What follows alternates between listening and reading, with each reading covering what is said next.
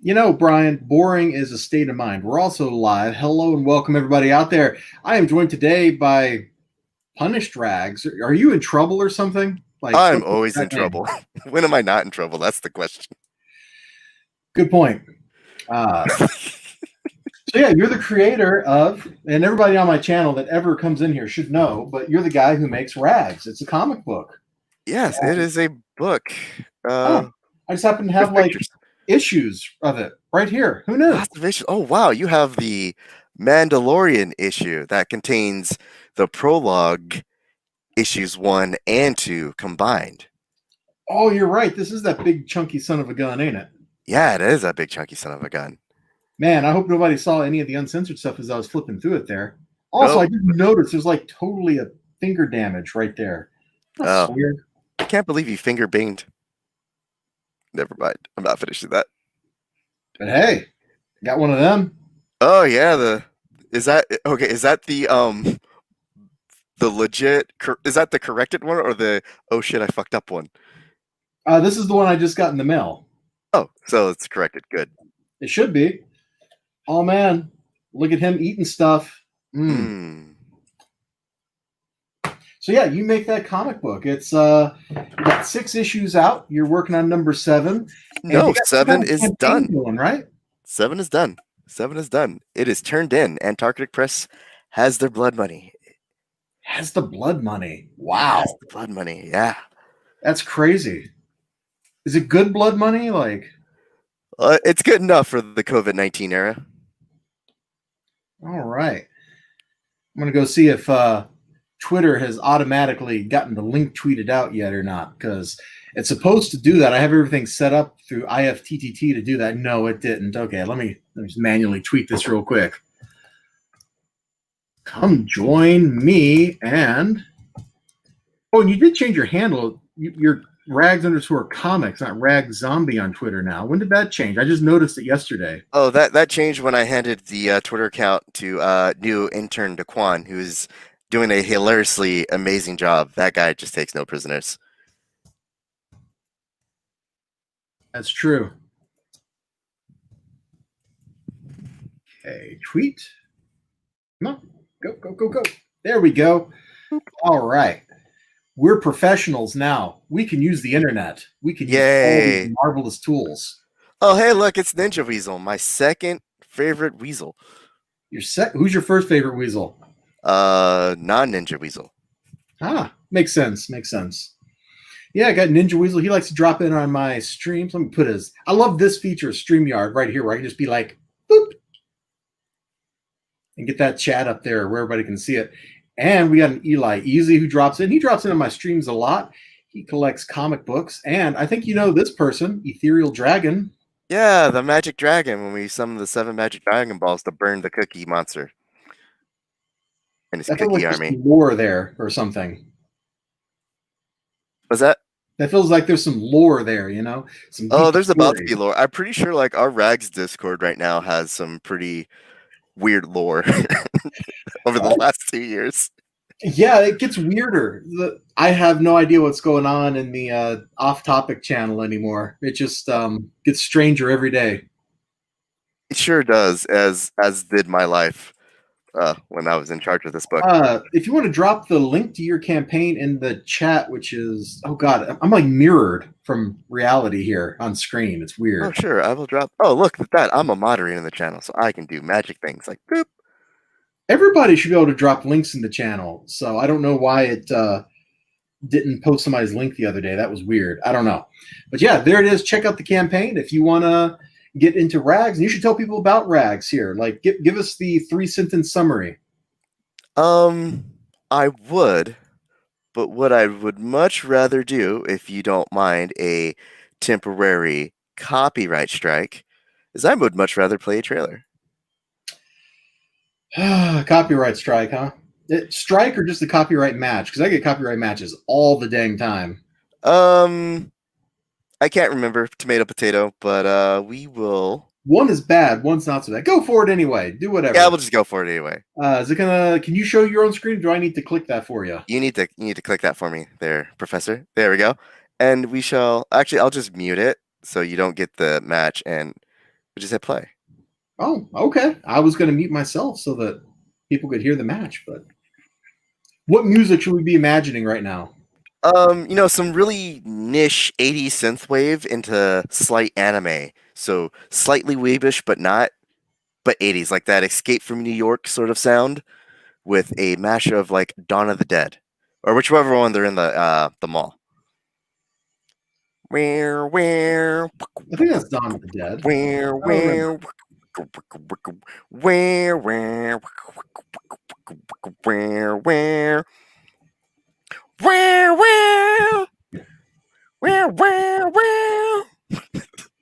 Oh, good stuff.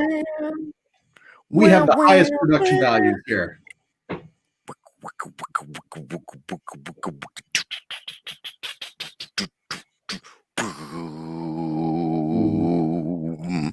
Ooh, yeah. Yeah. See, did that with all without getting your stream a copyright strike. See, I care. So did the Quan put the video together for you? No, that was actually done by Timothy Lim at gunpoint. At gunpoint. Yes, he had me at gunpoint. It was like, let me do this trailer for you because you want this to be successful. And I was like, but profit, it scares me. And he's like, but profit is good. I was like, okay, fine.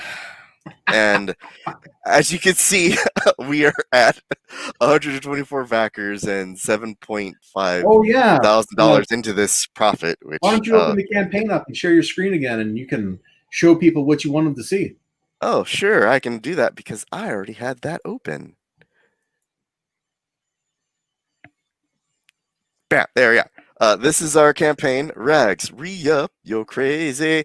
Okay, that's actually an army cadence, and I'll go into that later. There's like 3 different versions of it. There's a marching cadence. It goes, hey, hey, Captain Jack. And there's also a writing cadence. But I digress. This is our project with, the trailer that you already saw. This nice cover page was done by our Canadian intern. In the fancy graph down there? Yeah. So this fancy graph is by Backer Kit. I'm not sure it's supposed to be there, but it shows how we're projected to make this really weird profit thing. I don't know why people want to make profit. But we tell our short story about the comic and what it's about, which is Liz Finnegan stars as Regina Rogowski, a disgruntled, salty former Marine Corps veteran struggling to reconcile her PTSD and other problems during the zombie plague in California, which, as you can see by our grindhousey issue 1 cover, I forgot what I was going to say. It's grindhousey and yeah, it looks a little grindhousey, and it looks like it's going to be a cross between Walking Dead and Zombie Tramp, but I promise you that is absolutely not the case. As many people have, like yourself, has found out as you've gone through and done reviews of the book. I was promised that it would just be a zombie titty book, and I'm sorry we kind of lied. You sent me like 1 free digital copy, and now you've taken me for like $1,000 in the last 2 years. What's up with that, man? Hey, rather that, but you've been getting every book that we have available, so I think it's worked out. We've been late on some things, but always within reason, like a colorist disappearing, or mailing issues, printer issues, things we could always fix and reconcile. Well, you have done a good job of making stuff right when stuff goes sideways. I got to give that one to you. There's not many creators that do that, and I always remember the ones that do. Because actually, right here, I got a book from Tim Lim. It just came in the mail today, and for the first time of him sending me a crowdfunded book, it's not all bent up. Like every other time he sent me a book, it's come in and it's been like absolutely like wrecked the first time, and he's had to like send me another one. This time it's actually perfect, so I don't have to bug him. But every other time, man, he has like been like, "Oh man, look at that! The book was like folded in half in the mail, and then somebody like set it on fire. Let me send you another one real quick." And then like 2 days later, I got it. You do the same kind of stuff. I The try. people. I at least try because as a creator, you're and as a man. Anyway, so the point I'm trying to make is because Right. I'm You're a sober, I man. can't We talk. understand. So there's only really like two things you have in your knife: your name and your word, right? So if your name and your word, if any one of those is trash, no, you're absolutely trash. And that goes double when you're a creator, right? If you're sending somebody like a product that's crummy, not formatted correctly, um, like you open the inside of a book and you're looking at the inside of the book and there's just like two panels on a page, dead center, and you're like, I paid $25 for this. What the heck? Are you thinking of Or some book in particular? Should I not ask that question to oh avoid no, I'm drama? just saying because this has actually happened to me. It was just not any book in particular, but I've like seen this like at the comic shop where like, oh hey, this book looks yeah, I probably just Man, this don't be book looks showing your Twitter over there. I should not. Plus, we got our DMs open. I don't want people to see that we were talking about having this meeting before we had it. Oh yeah, because this is completely totally spontaneous. This is just a habit I have. Anyway, this is my campaign and it's going away. So I was saying, but oh man, I can't believe I did that. So Am I going to there's have just to delete this afterwards? Was there something sensitive in there we shouldn't have seen? no, it was just my notifications, like Oh, all my likes. whatever.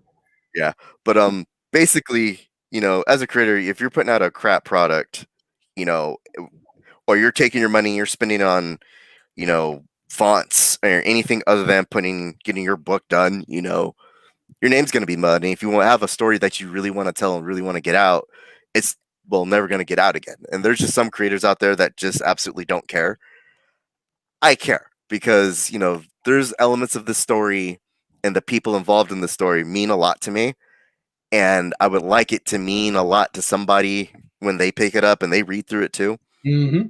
So as Timothy Lim often accuses me of, like, I'm really the biggest dreamer.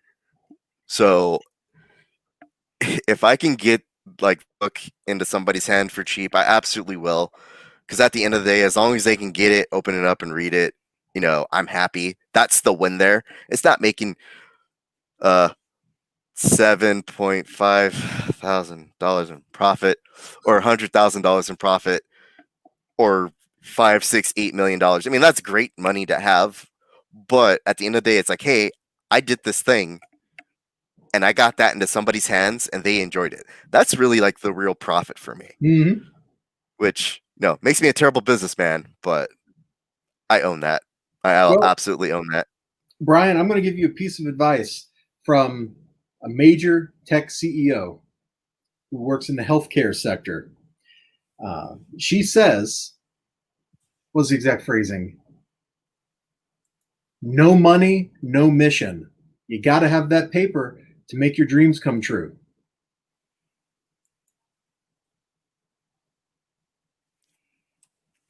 This is true. This is true. And it's not like that money on the Kickstarter is all profit. Uh, I know because I've seen some people talking about like the expenses and stuff. You're not looking at grossing or not netting $7,000. You're going to get a much smaller amount than that. Oh yeah, it's going to be a much smaller cut, but Because that goes with any sort of thing. shipping. Shipping, printing, just production costs overall. Yeah, look at those back covers though. Those back covers are sweet.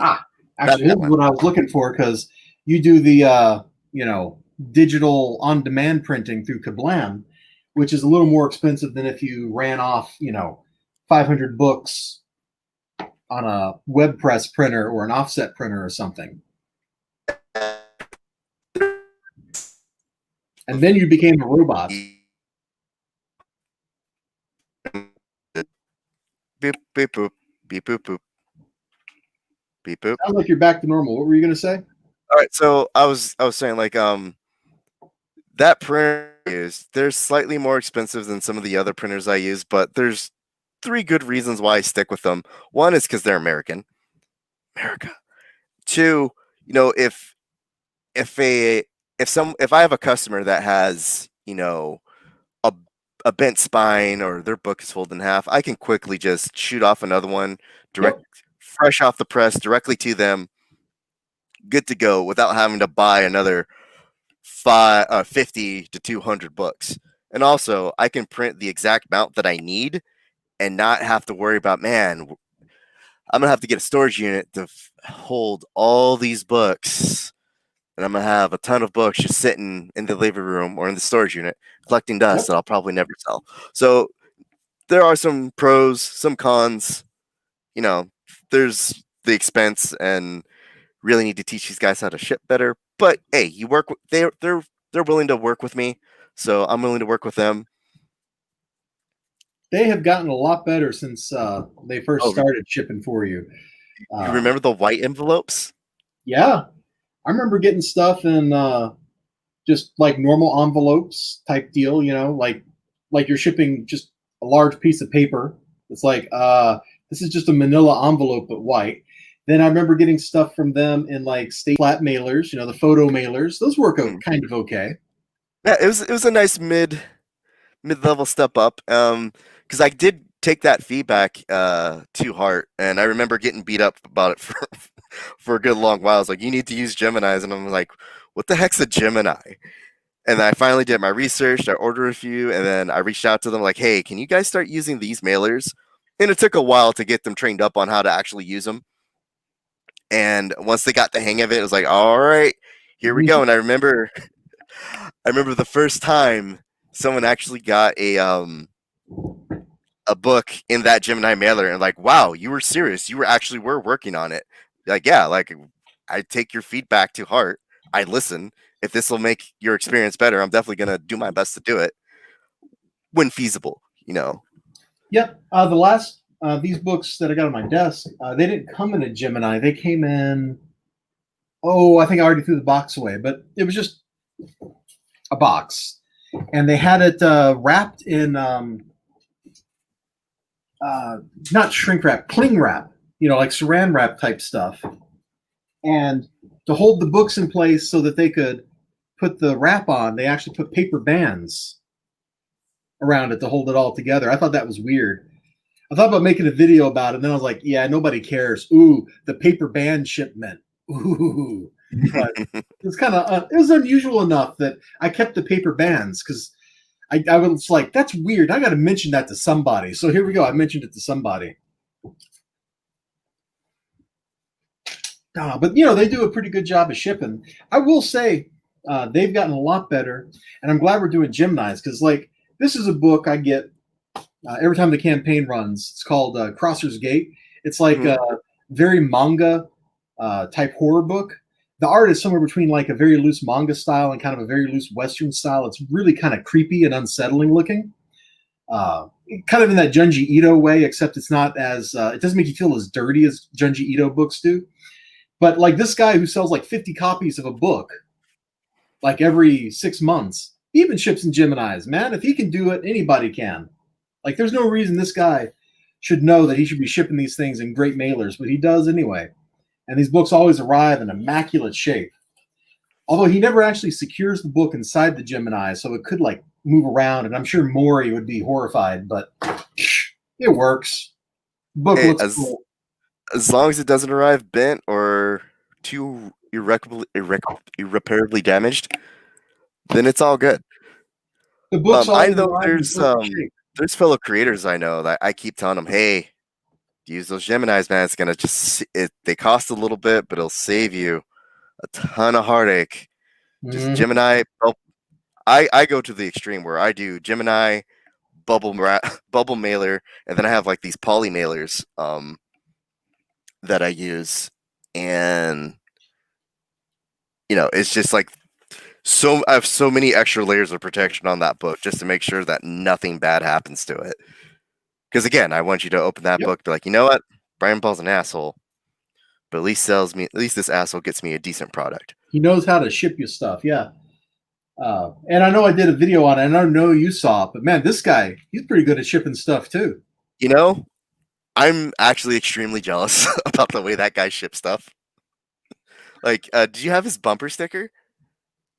I think it's in here somewhere. I got Well, actually, there's no bumper sticker in my swag. Oh, I got that, and there's this really cool, like, fake, photo booth set up and a bunch of cards. But no, there's no bumper sticker here, unless the bumper sticker escaped, which is entirely possible. My office is an absolute wreck right now, and it could just be like lying underneath something, like down here on the floor, and I would never know it.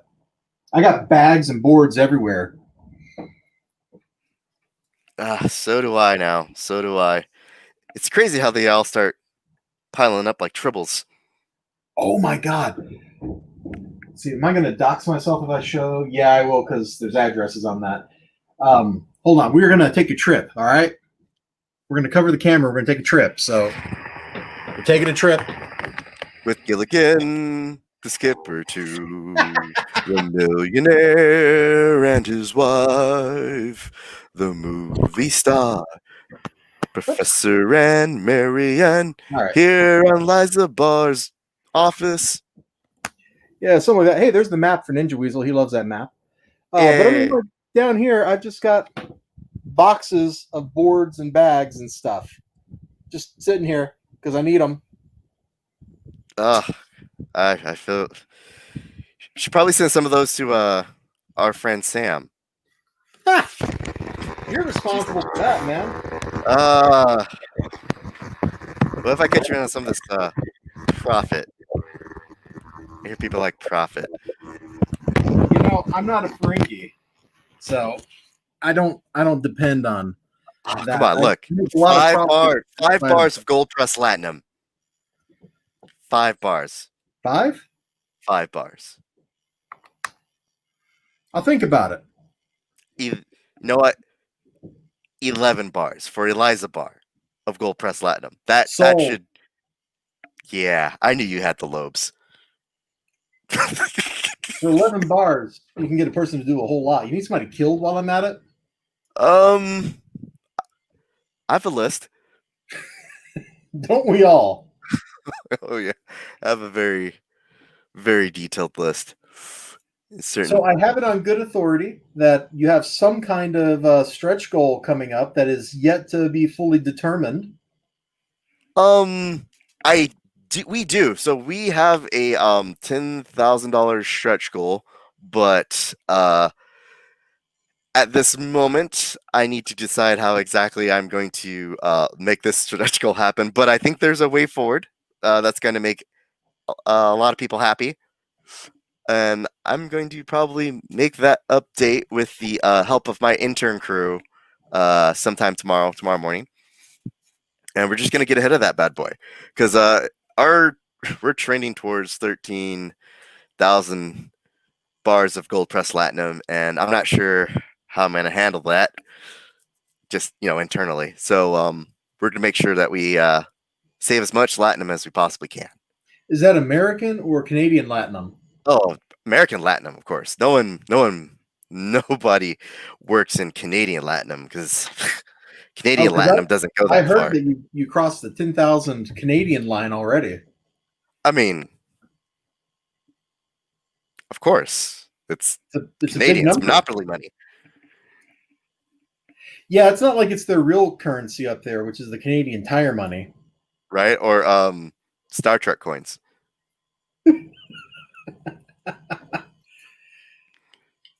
Oh man. Yeah.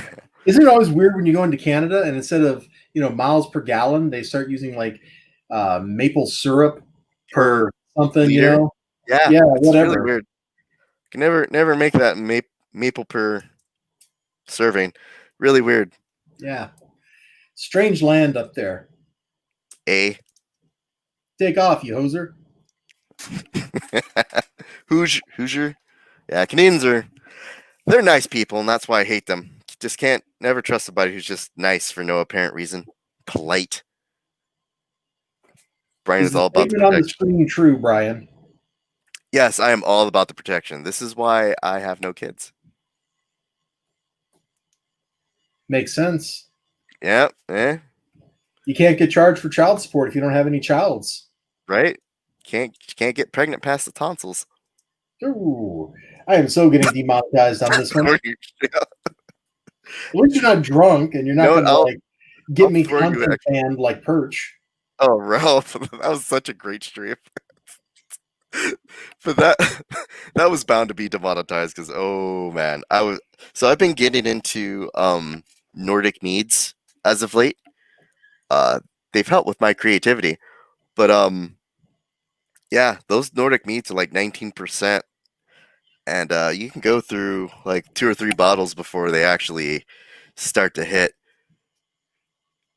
You know what's also weird about Canada? They sell milk in bags. Yeah, that's what I don't understand. That baffles me. It's a It's so bag. You weird, don't put milk in bags. You put milk in a carton. right? Like the only thing that go into bags are like trash, dead hookers. Um, Demonetization. yeah, demonetization. Let's see. What else should go into a bag? Oh, a comic should definitely go into a bag with a board, right? And a little bit of tape. Not that auto sealing bag though, because those are annoying. Oh my god.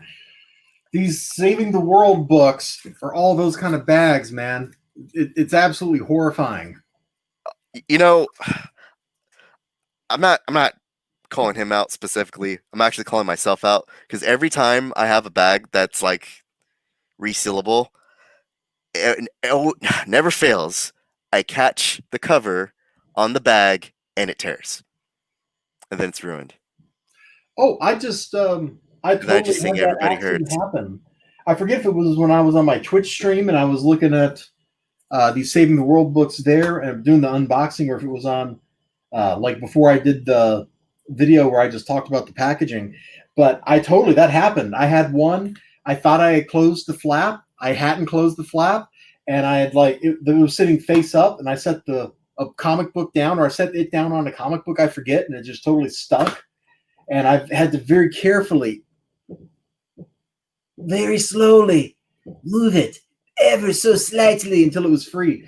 Fortunately, these things have tough cardstock covers, so it didn't tear and it didn't pull any color. But I've done that before once or twice. It's It's the worst thing. Oh, it's the worst feeling ever, especially Oh if it's man. like a rare crowdfunded book. Not that, not like one you could pick up at Walmart or any other spot, but just like So a not like really Red Rooster. Gotcha. what why are we talking about? What are we talking about? I'm just saying, like I'm not still like a. waiting on my chicken book, man. I was in somebody else's stream last night, and they're talking about crowdfunding comics. Somebody mentioned like grifting or whatever, and so just casually in the chat, I'm just like, "Yes, I am still waiting to get my chicken book from someplace other than Walmart." I feel your pain. There's there's a lot of irresponsibility with crowdfunding. Is the Canadian bag milk at least dried? I don't know. I only drink American gallon milk. It comes like in a carton, like normal. I too hate 3 syllable bags. No, there's a lot of like irresponsibility in crowdfunding, whether that's how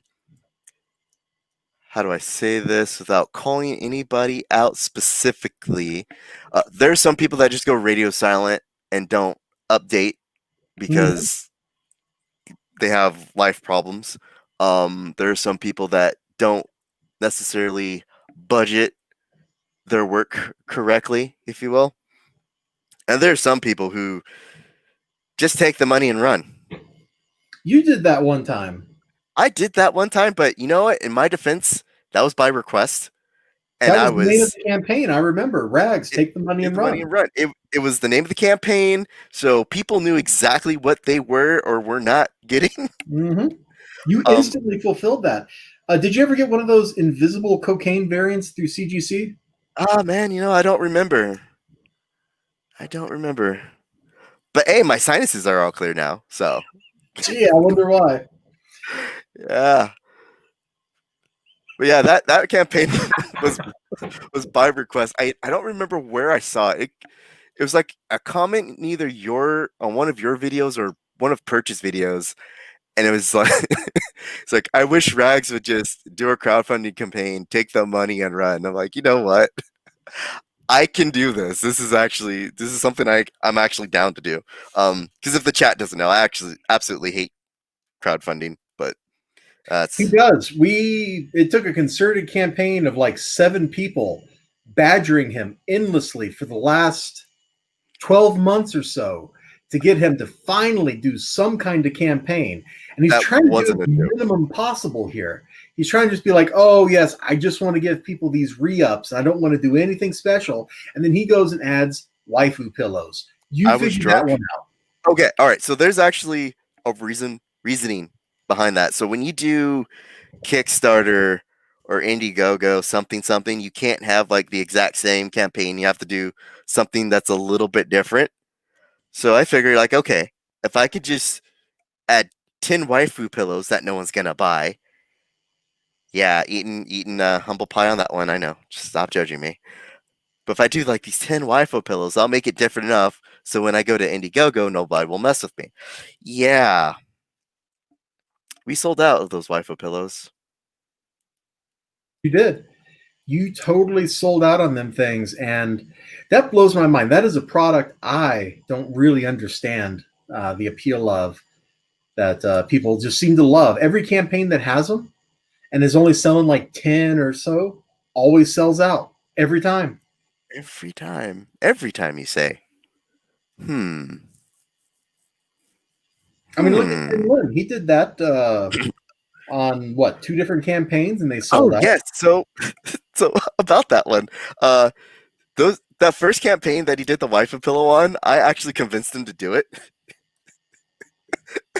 and those, I was like, dude, you got to do a waifu pillow, and he's like, no, my character's wholesome.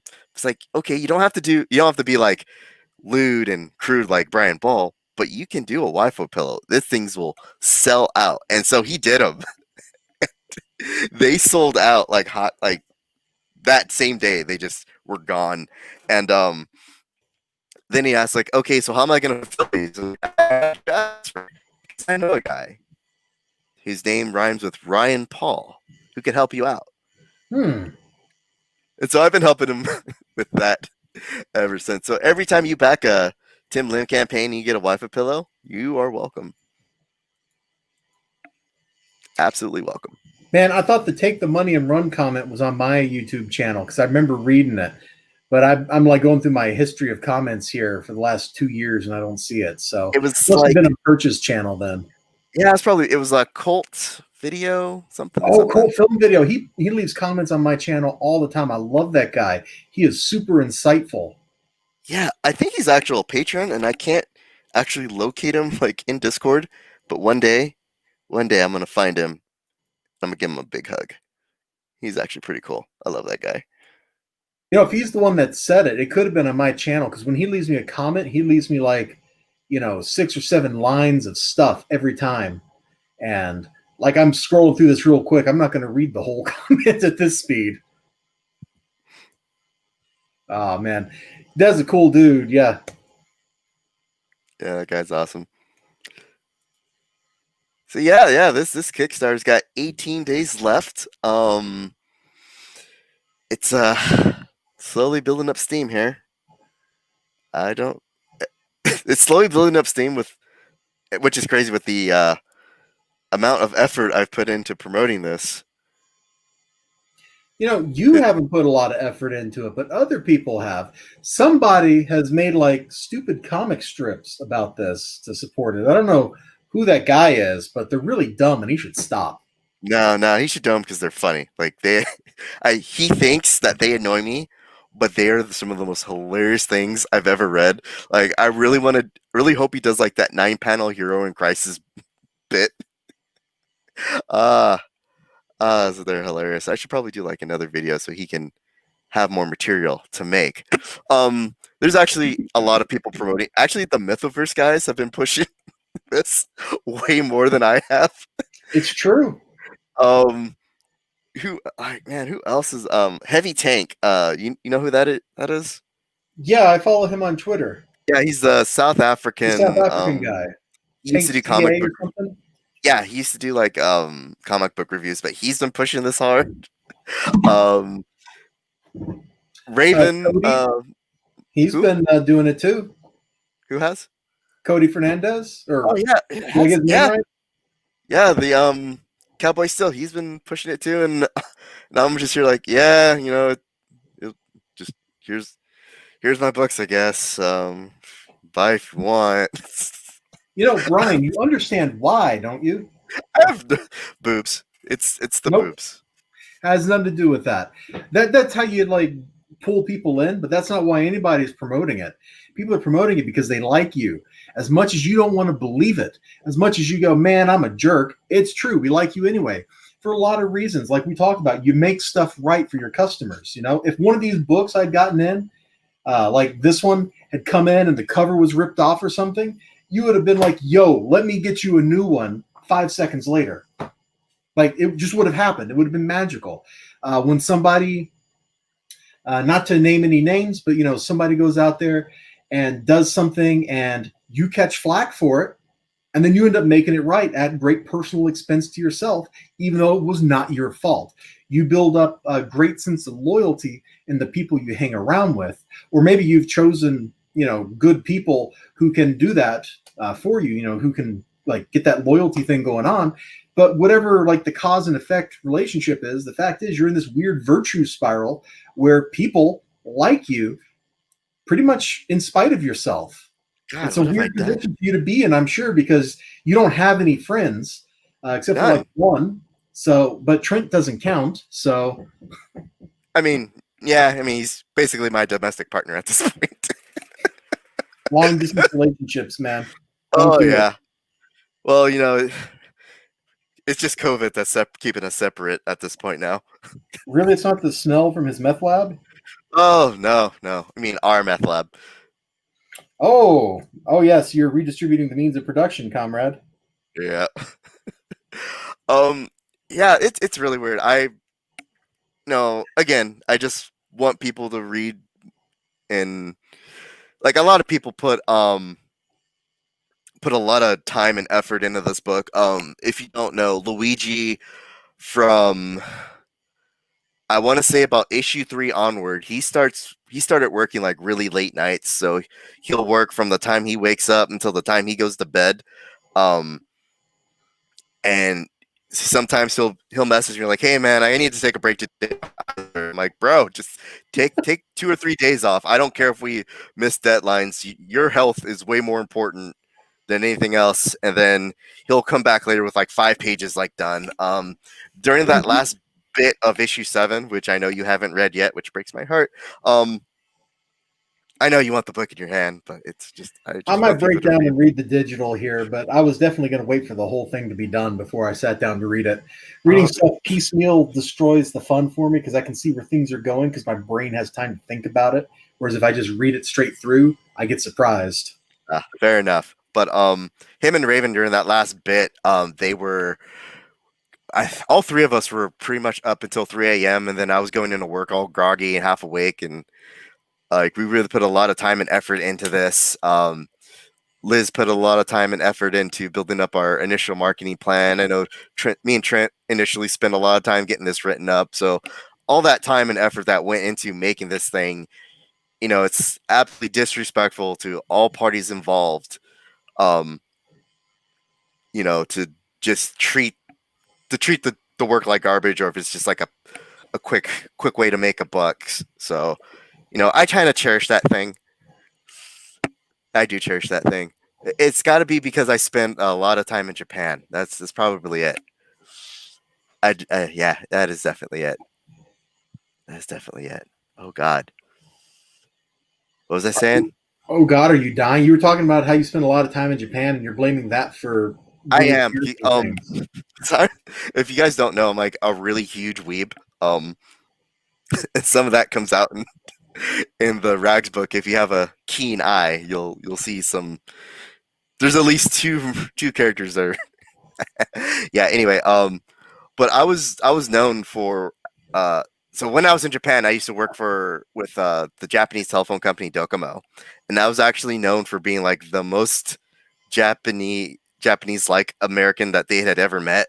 Um, they would have meetings in English just so I could understand what was going on, and I told them to stop. I'm in Japan. I will figure this out, and if I don't, you'll just fire me. So please just have a normal meeting in Japanese, and and it's on me to learn what's going on. And they were so impressed by that. So like anytime I made a mistake, like, okay, you made this mistake, but you probably just didn't understand. So we'll help you out. And it's a really great working environment. And I really do miss that office. They would bring me gifts, and I would literally take my time opening these gifts very, very carefully. Where the American way is just like, oh, you just rip the packaging off, you pull the box open. Yeah, presents raw. Nope, I would take my time opening these gifts. I would write, I would bring donuts for the office ladies in the morning, and like, you are not the typical American we thought you would be in this position, because normally people in that position were just, yeah, make sure stuff's in English, blah blah blah, and they're pretty much rude and whatnot. I was still rude, but I was politely rude. I think that's the Japanese way. I've watched enough samurai movies. Right? So yeah, I kind of had my persona. I called myself the Pink Dragon. Pink Dragon no Sheaves. The Pink Dragon of Death was my name around the office. And they're like, why are you calling yourself the Pink Dragon of Death? I just like the way it sounds. Yeah, I had fun in Japan, but it was a lot of those things that I learned over time, and also my time in the military. You treat people right, and when you make a mistake, they'll forgive you as long as you can, correct that mistake when it happens. Mm-hmm.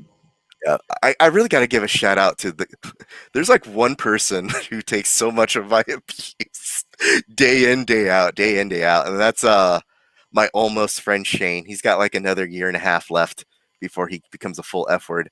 But that guy, he's been intricate since he showed up. Really, with turning the book around in terms of explaining, hey, this is a Gemini mailer. This is how you want to get stuff mailed out. Hey, this is why you should look at doing re-up editions or second prints. Just explaining things about the comic book community that I didn't realize that I didn't know before. So yeah, we're gonna give a shout out to that guy known as Shane. Yeah, I mean, it says here right in the chat, Shane wants to be friends. Year and a half to go, buddy. Year and a half to go, or whenever he gets me his sister's hand in marriage. That's the deal. I'm a simple man with simple dreams. We apparently have several people in the chat who have been to Japan, because you were just talking about it. Eli Easy's talking about how he misses Japan, and I happen to know that Ninja Weasel has been to Japan too. Yeah, Japan is great, man. Once you get past all the Americans there and you start learning some of the language, oh man, Japan is so great. Like I've never met a more polite people in my entire life, even when they hated you. Like I would park my car in front of somebody's shop and they'd be like, please don't park here. And yeah, I know, they just didn't want the foreigner there, but they were so polite about it, I couldn't even be mad. Like, you know what? I respect your requests. I will move my car somewhere else. We got a request in the chat for making the Indiegogo different from the Kickstarter. I thought you should see it. Husbando pillow? Oh, well, if you want a husbando pillow, I got you covered. Here it is. The most infamous pillow known to man. I need to bring your stream back up. Oh, gosh. I'm going to have to delete this after you show this, aren't I? I'm not going to show this on screen, but I am going to drop the link in the chat. No, go back up. As soon as I can get to the chat. No, I don't know how to YouTube. There it is. All right, there you go. Boop, all right, so what you do is you open the stream up and then you paste the link in the chat. Just so process like kinetic energy. So on the screen, like the chat is really like on the top right of the video player. It moved to the bottom of the video player, and I don't know why that is hooked like that, but whatever. I made it work. There's 2 ways that can happen. One is if your screen suddenly thinks it's vertical or your window's not wide enough, then it goes to like the mobile view, which puts the chat down below. or if you've like expanded into cinematic mode or whatever they call it, where the screen gets or the video gets wider, it'll shove the chat down too. It was theater mode. Yep, I fixed it. So yeah, the link is in the chat. If you would like a Husbando Pillow Gamotron, I have you covered. I'm going to put that on screen briefly. There you go. See, it exists. Okay, now we're done. You know, funny story about that, right? Oh God. I don't normally talk about how much things cost when it comes to like art commissions, but this one I paid a lot of money to get that done. Yes, you actually no, you might want to open that when you get home if you're at work. But I paid a lot of money to get that. That was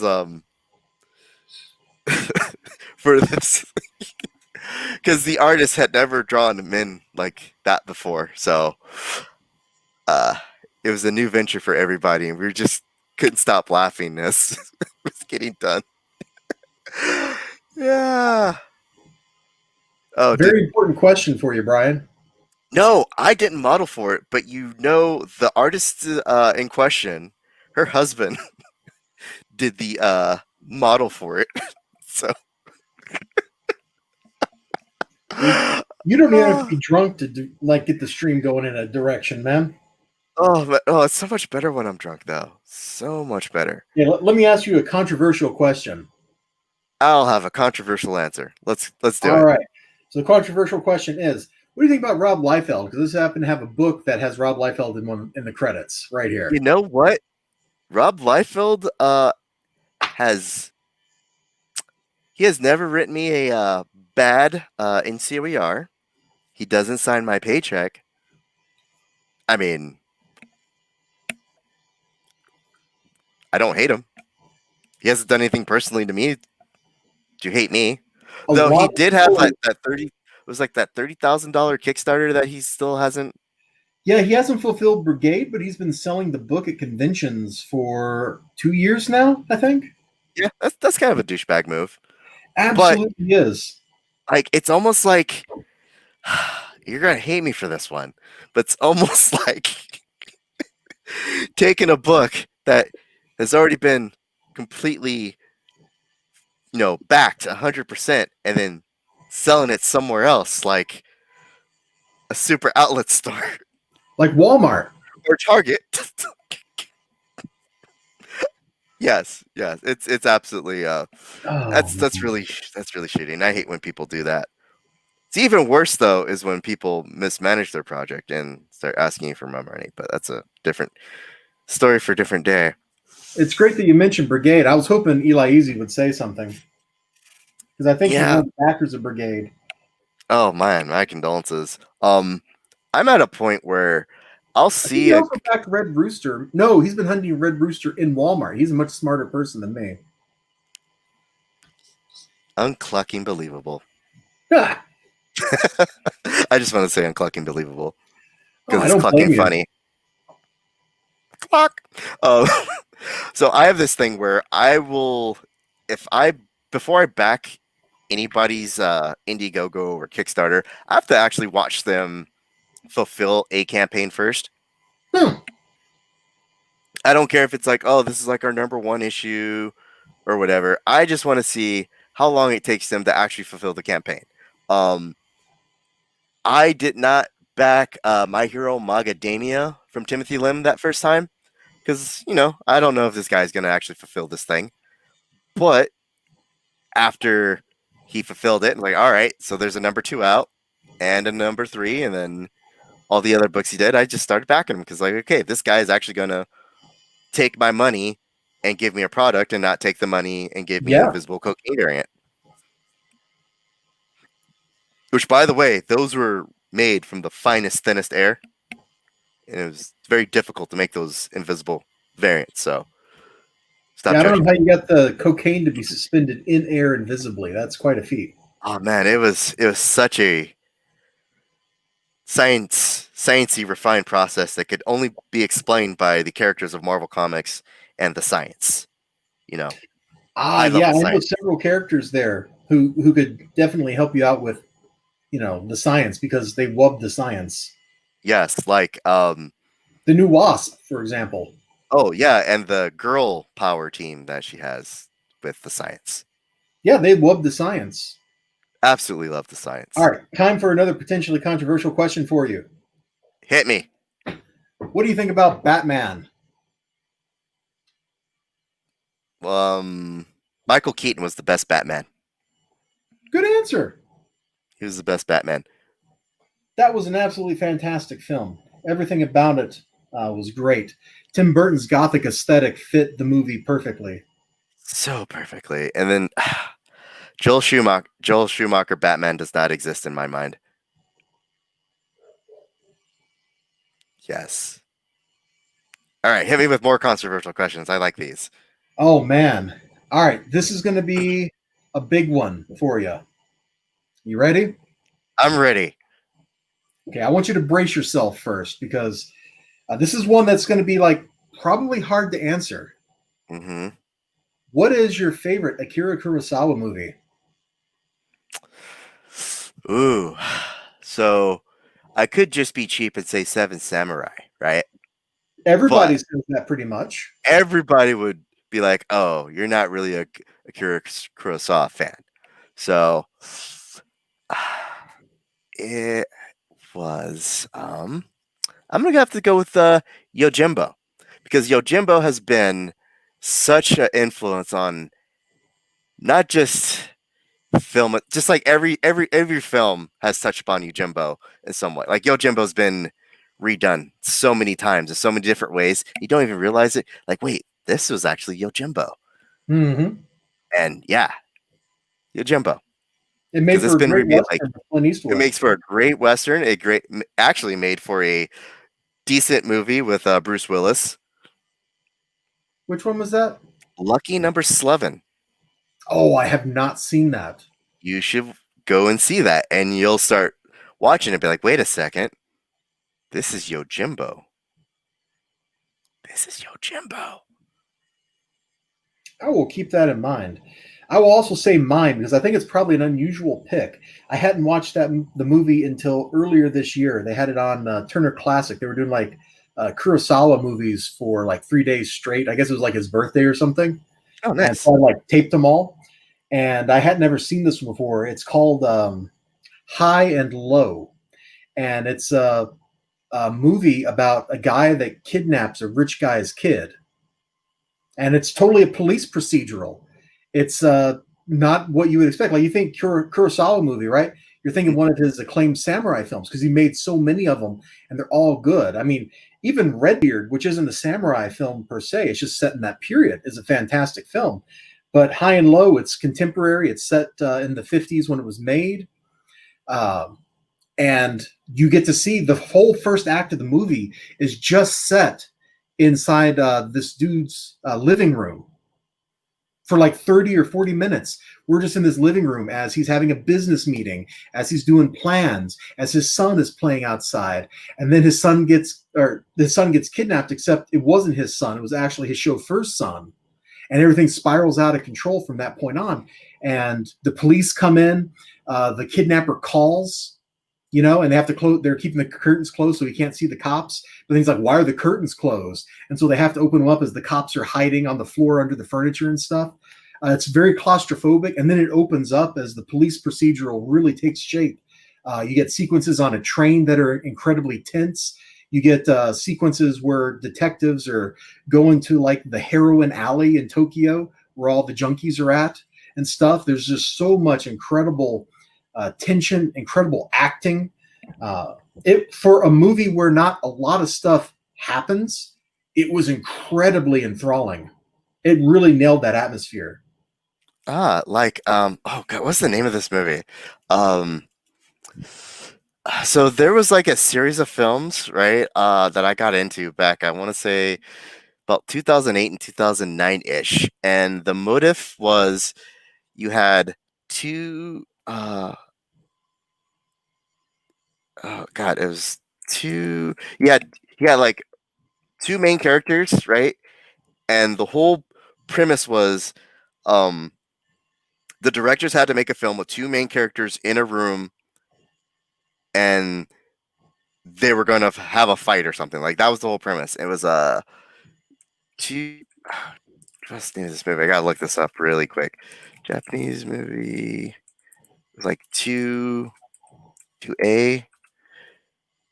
I mean, I'm kind of thinking of a half dozen different movies based on that description. So I No, can't it's like very, very specific because they had one set where it was like two roommates were just having like like a pissing match with each other. So you had one roommate who was poor, could barely make it, and then you had this other roommate who was rich, and oh, you used my makeup. I'm like, no, I didn't use your makeup. You left it on the counter, and the dog ate it, and like, oh, you poisoned my dog. And it was just like going back and forth, and they end up, oh, it was crazy. And then they had like this other one where it was two samurai were sitting just in this temple, and they were talking to each other about their exploits and whatnot. And it turned out that the samurai that was sitting inside the temple initially was like the god of destruction, and the guy who walked in was a challenger, and whoever defeats the god of destruction becomes the next god of destruction. You have to wait the next challenger, kind of like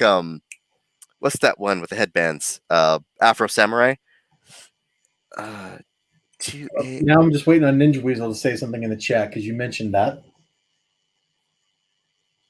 He's going to be like, oh yeah, Afro Samurai, in all caps probably. Good soundtrack. It had a great soundtrack. Oh, what was the name of that movie though? It was like two. It'll probably hit me after stream or as I try to go to sleep, as I hug my waifu pillow. Did you buy your own waifu pillow? Look, if I'm going to be selling a product to somebody, I have to test it. I have to get samples, right? So, if you look at our store, we'll have like desk mats and T-shirts and what do we call it? Mouse pads and whatnot.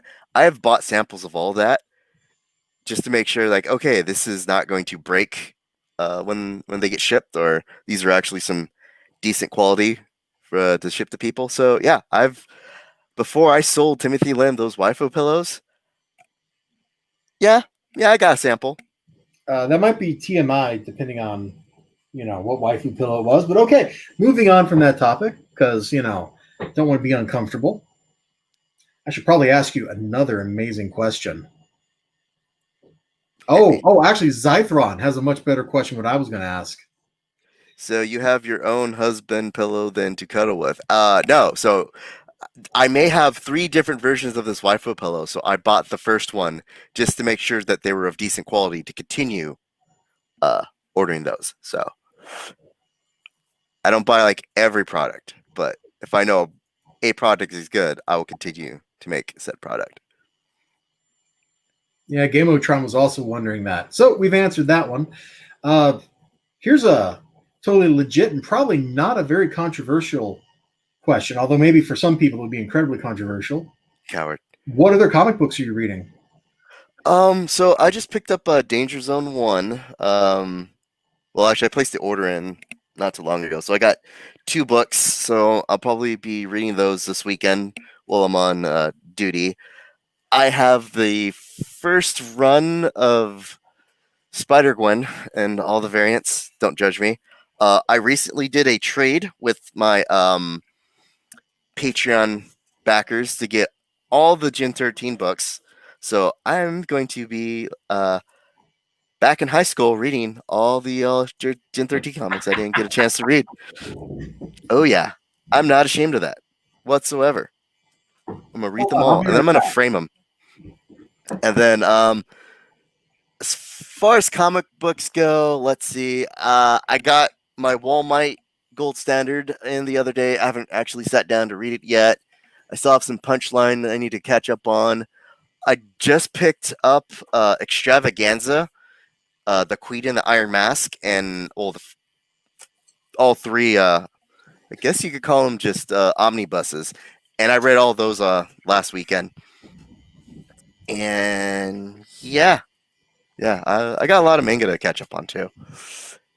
So Jeez. now, when you say you've got all the Gen 13 books, do you really mean all of them? Like, do you have this book which has a Gen 13 story in it? Um, I believe so. Yeah, let's see. It's gonna be after Wildstorm 60. Thunder book? Let's see here. Because the first story is Yeah. a Gen 13 story. Yep, I got that one. Yep, I got that one. Wow.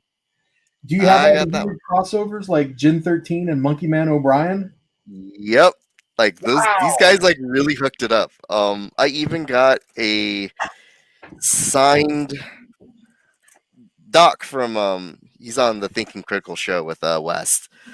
He sent me oh god, this is a Brandon Choi edition 111 out of 1500 set that he sent me. It's got all sorts of goodies in it, and I haven't yet cracked it open completely and gone through them, but yeah, even got those. All right, that is incredible. Then the chat has some really controversial questions for you too, including this very cliche one, which everybody always gets very up in arms about because there's one camp that hates it, and then there's the other camp that makes memes about the other ones hating it.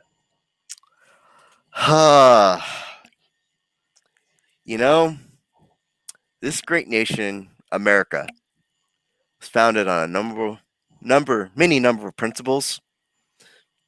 Pineapple on pizza was not one of those principles. That's I my mean, answer. it's a yes or no question. You And can't. that's my answer. No, you can't just step aside Look, because America has, there's a First Amendment, drifted from there's a sound Second principle. Amendment, there's all the way down to the 13th Amendment. But you know what? There's no pineapple on pizza amendment. So I do not support that heresy. All right. And then Ethereal Dragon here has another hard hitting follow up question for you. Yeah, pretty much Tea Party, sometimes book club. I mean, it's all I can do with no friends. Hey, I didn't know this. Gen 13 appeared in Deathmate Black? I think I have that actually. Ooh. What issue is that one? That's gonna be like. Well, Deathmate was the Image crossover with Valiant, and I got like all the issues out of the 50-cent bin over the last 2 years. See, that's Wildstorm Rising crossover. This image. I had that thought with Image, or I had that thought with Valiant. Fire from Heaven. Fire from Heaven.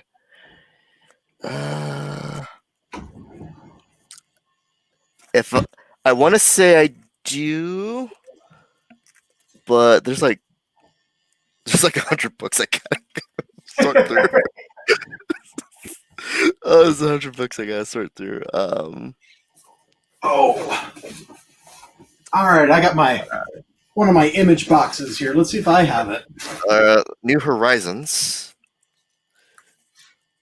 Oh, there it is. Deathmate Black.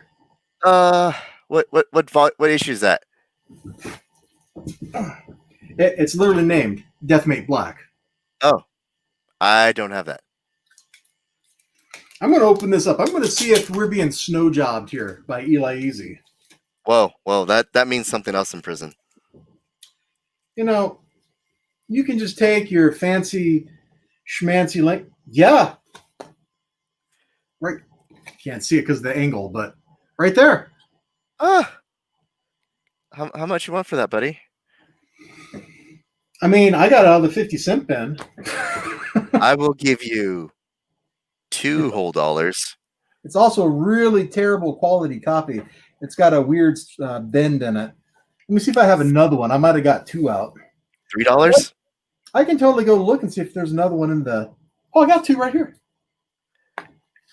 Yeah, like it does. Like it doesn't have to be like in pristine condition. Like I'm not that fanatical, but I might be able to give you $3 whole dollars.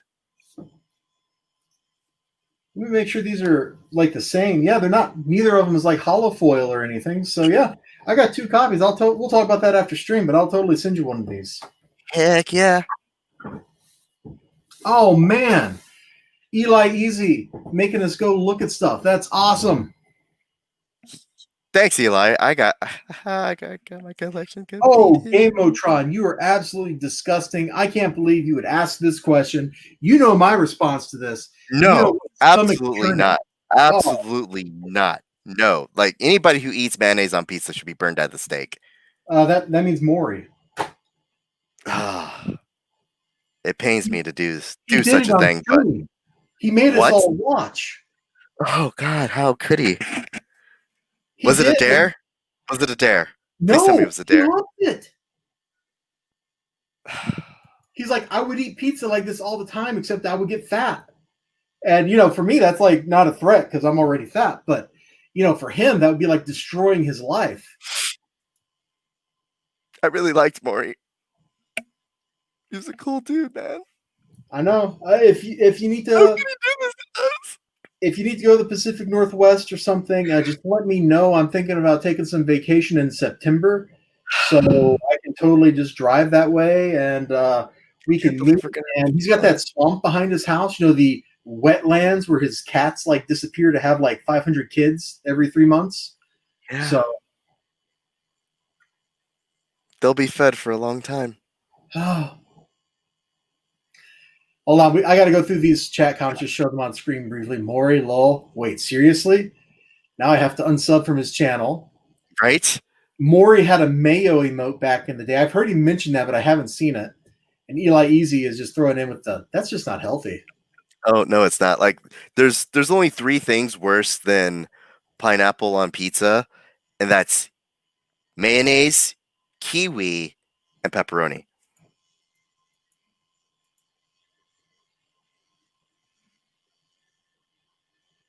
I don't think I can talk to you anymore. No, no, not like meat pepperoni, German pepperoni.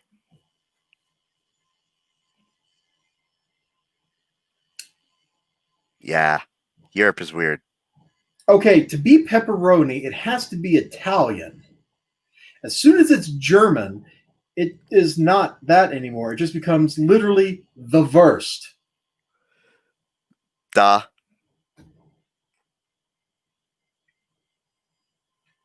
Look, I don't make these rules. Whoa, whoa, whoa. Yeah, the chat's having a lot of fun. Let's see, Eli Easy. I'm a Jim Lee guy, so I have to know all his characters' first appearances. And apparently, oh yeah, you did buy a bunch of books from Indie Planet. I remember you mentioned that. That was like a month or two ago. Yeah, you should read that. Oh God, actually, I'm a bad person to give advice on. You should go read the stuff you've bought. Yeah, Mister. Mm. Yeah, all those books that you haven't read, I see on your desk there. To, Speaking to, of, to be whatever fair, happened to Bird Nest Camp? I have read some of these books.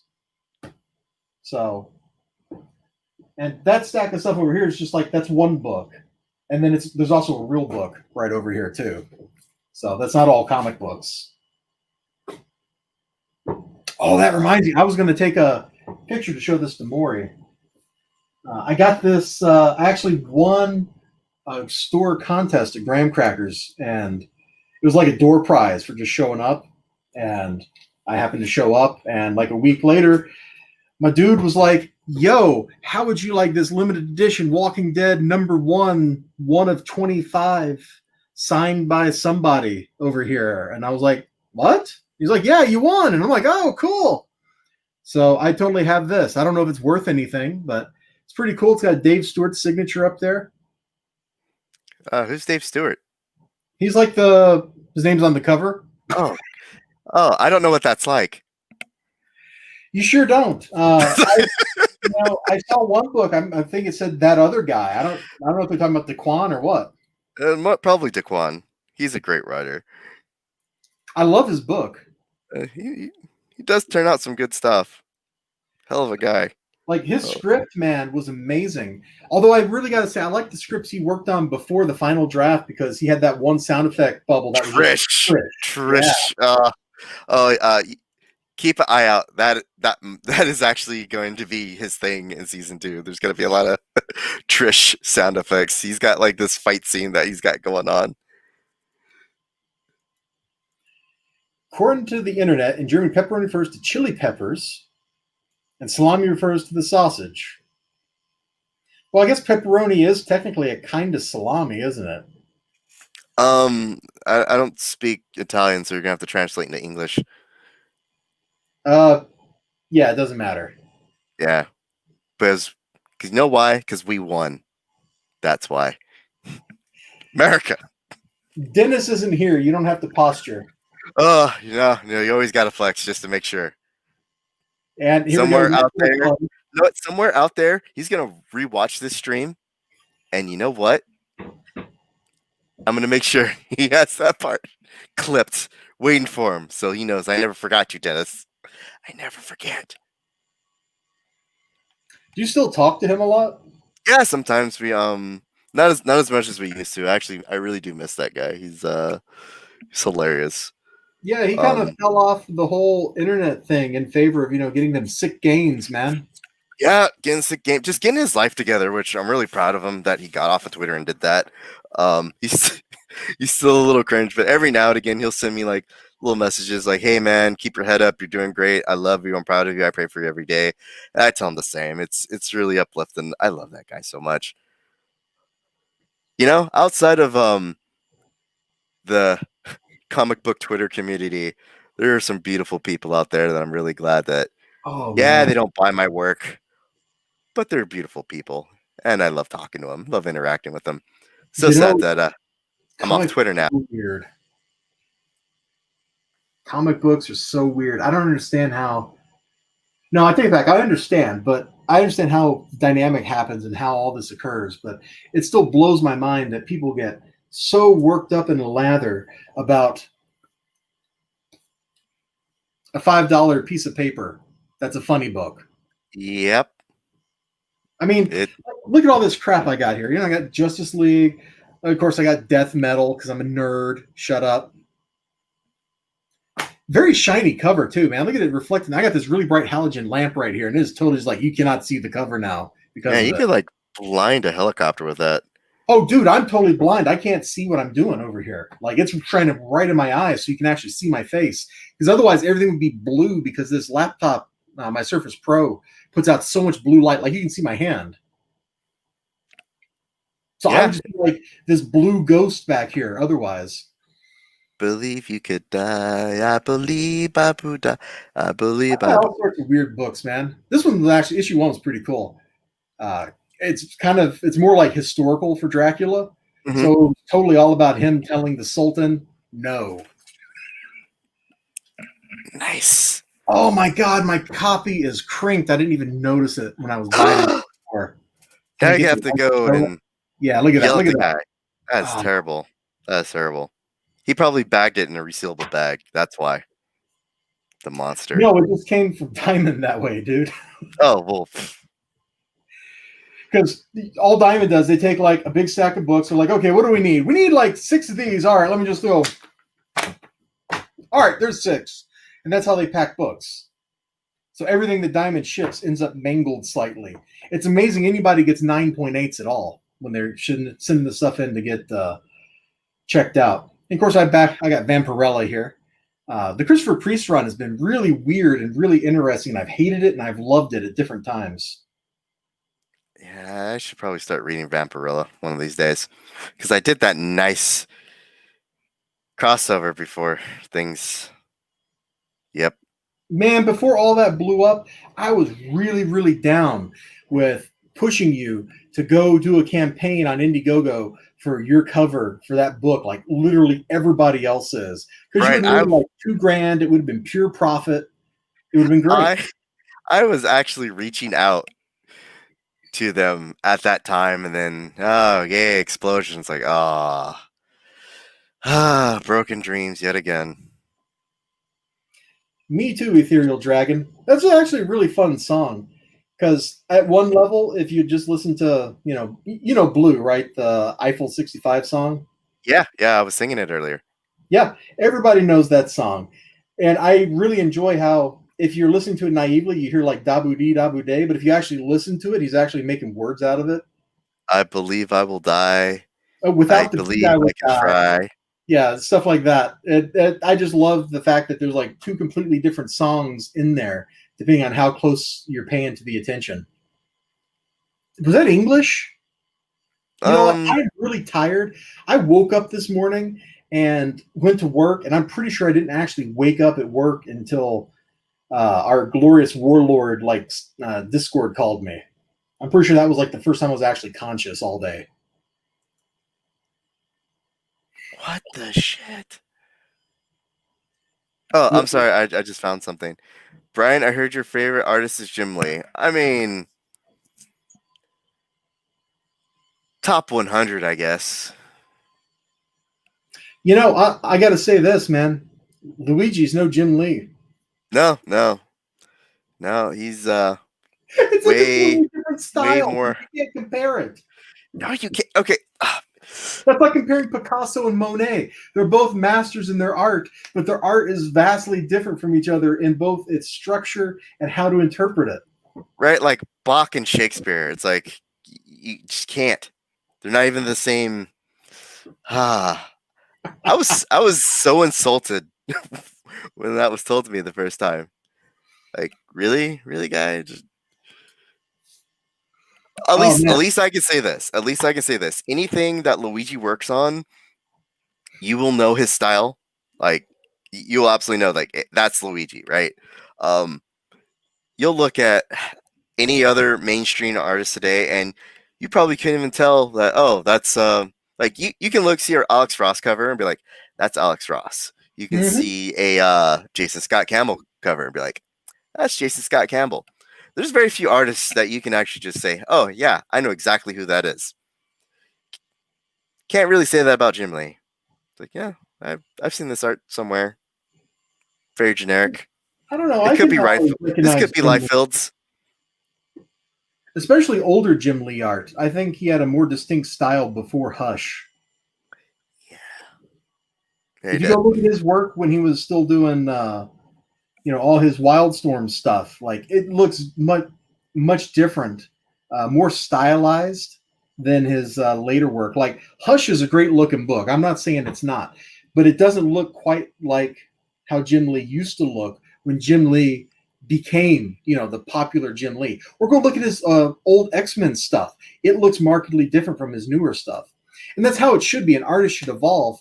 But I think his older stuff looked a little bit better style wise than his newer stuff. His newer stuff is cleaner and it's more professional, but I don't, it lost something, I think what happens during there's like this period, and we kind of suffered through this too, but we managed to overcome it by taking breaks, missing deadlines on purpose, and having great conversations with the colorist, like, hey, please shade stuff this way.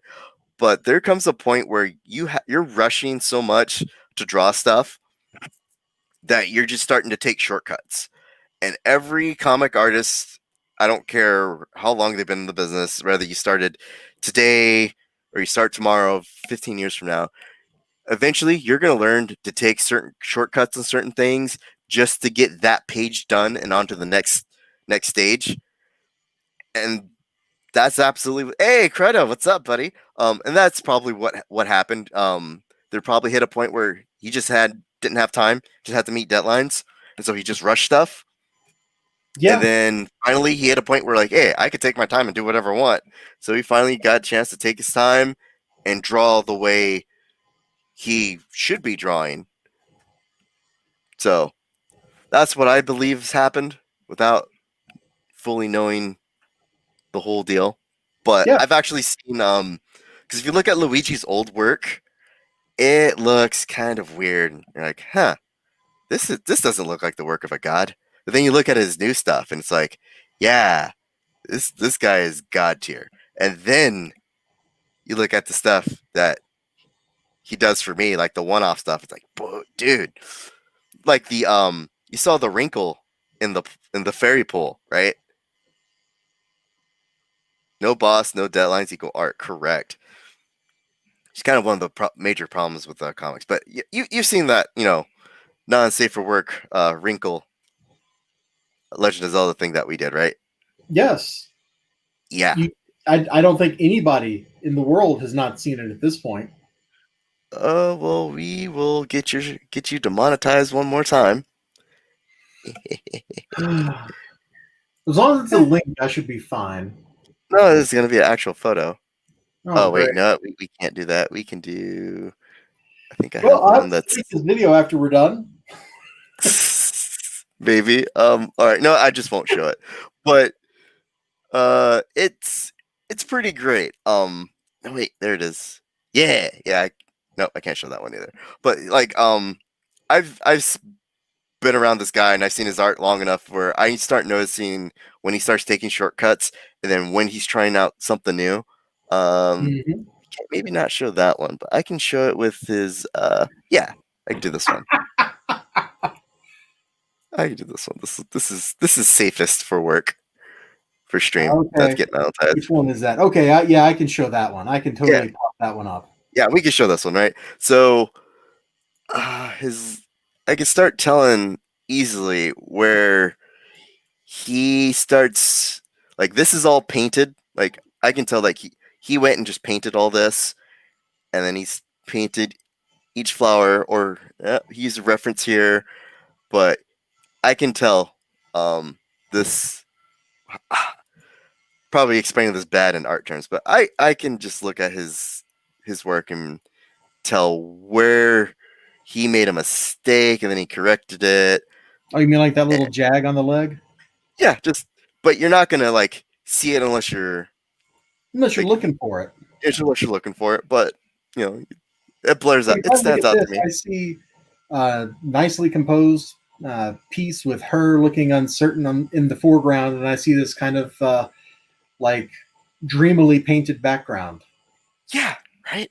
And same with this one, right? Hey, Same good. We thing. can show this one on stream too. You could have done something bad there, but you didn't.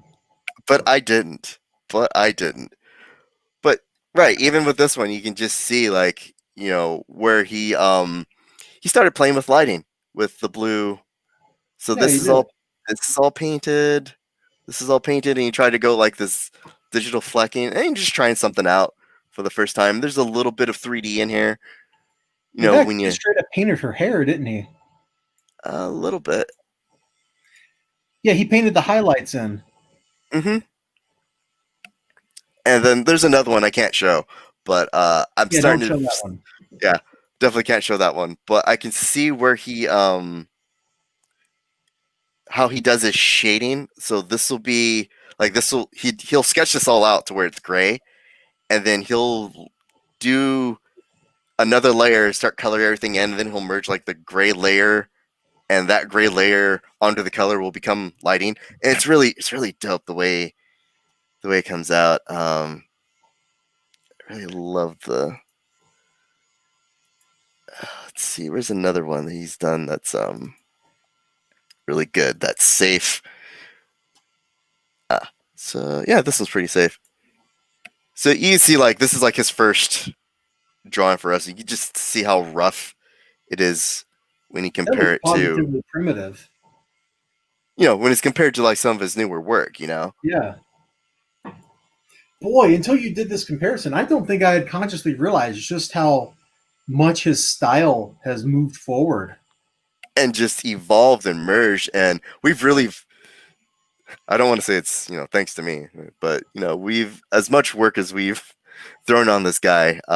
We really pushing his limits, and a lot of it is making him draw realistic faces over and over and over again. He's gotten really speedy at this, and this is just. Oh, he actually took a page from one of the comic backgrounds and just threw that on, just as a I didn't feel like drawing a background today, so I'll give you this. But he Mm-hmm. just so dope. Yeah, before you move on, I just want to say hi to one of my longtime viewers in the chat. Woo! See, which name are you using this week? Is it still Winduella? I'm going to go with that. Welcome to the stream, my dude. He's well, he has been a musician, but he's actually a budding pixel artist these days. He does some pretty neat looking stuff. Ooh, I like pixels. I need more pixel art. I'll link you to his Instagram when we're done. Or actually, I could just go pull the link now and put it in the chat, and then people can see. Yeah, do that. Oh, here's still safe for work, but yeah, here's just Common America by Timothy Lim. Oh yeah, I love that picture. Right? Looks like she's gonna just hurt somebody and enjoy it while she's doing it. And I hate to say this, this is actually my favorite one. You're a nerd.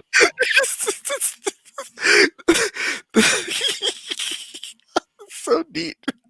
So the original version of this, he ended up having to darken the background because of what I was asking for. Let me see if I can find the original. Yeah, here's the original. This is before we finalized it and we were messing around, but you can see the difference. He had to darken the background just to make the key stand out a little bit better. And I really like this scattered paint effect that he does. But the reason why I love this one the most is not because it's Dragon Ball. But we're always doing like really weird things with Operator, right? You sure are, like the River City Girls cover.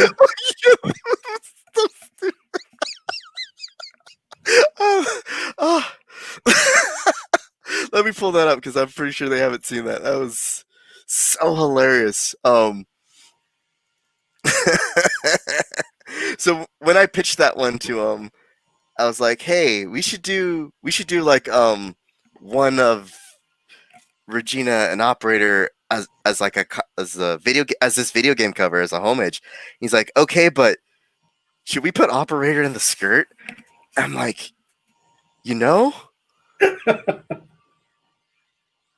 why would we put him in the skirt? And he's like, because it would be funny. It would be funny. I'm like, okay, let's just see how it looks. And it just it's the greatest thing ever.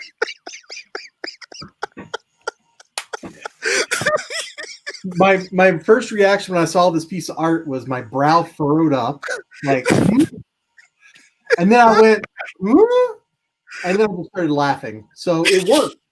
There was confusion and then laughter. Right. And your laughter is starting to infect me. This is going to turn into a weird stream pretty soon. Oh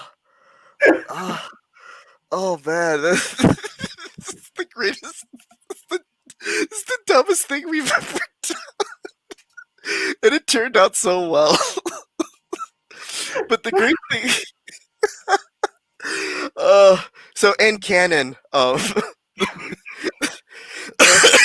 man. So canonically, the reason why he's in a skirt is because he thinks he's half Irish, so he thinks it's an actual kilt, not a skirt.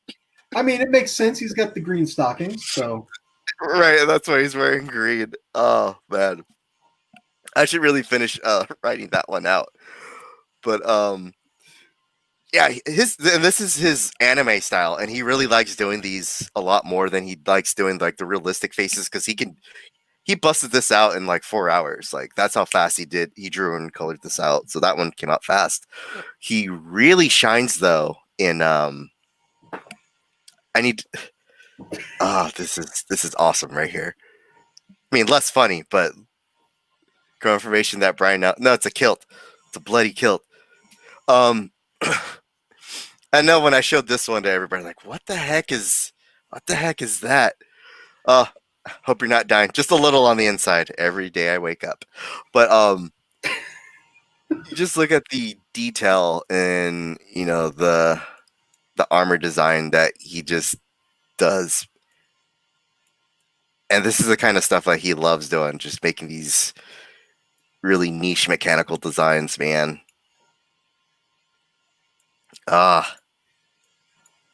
What's the point of the stream again? To promote your Kickstarter. We should put the link in the chat or show it on. Oh yeah. I should do that. Should do that. Also to talk about the comic books I've picked up this week, and I've shown most of them, but I didn't show Unsacred yet. I got that sweet mocha art, so I'll show this stuff while you're pulling up the Kickstarter again, so we can show that again.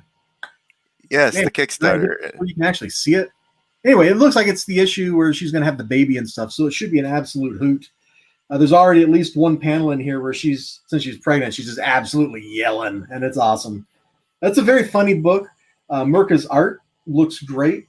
Not as great as her more recent stuff, because Unnatural was an absolutely beautiful looking book, and Mercy is even better looking than that. But this is pretty funny, and I don't know if I should show this one or if we should just make fun of it at the end.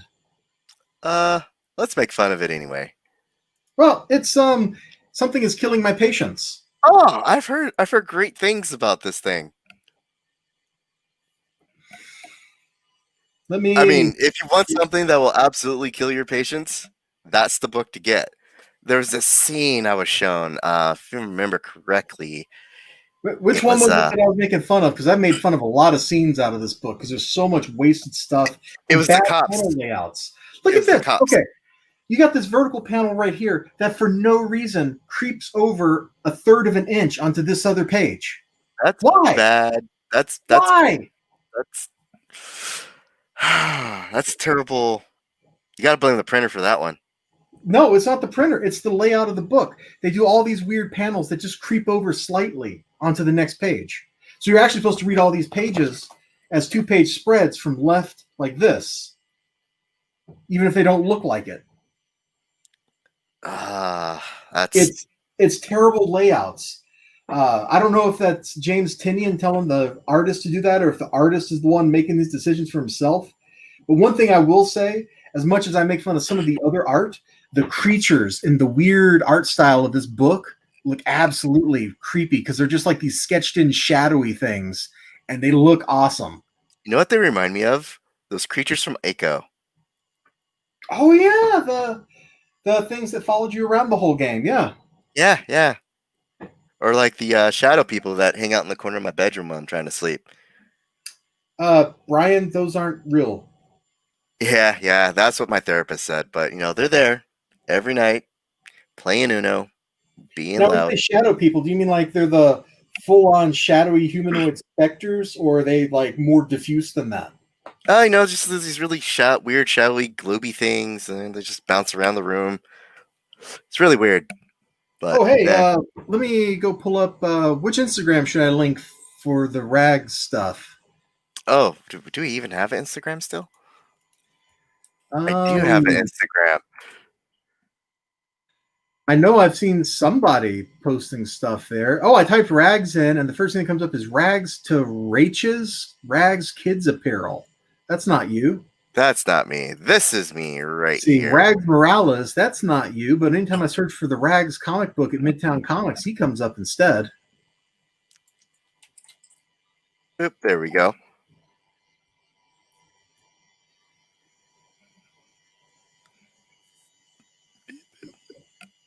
Okay, maybe they are real Game-O-Tron. After all, Ethereal Dragon does play cards with them, so there must be some sort of physical presence if, they can actually hold cards.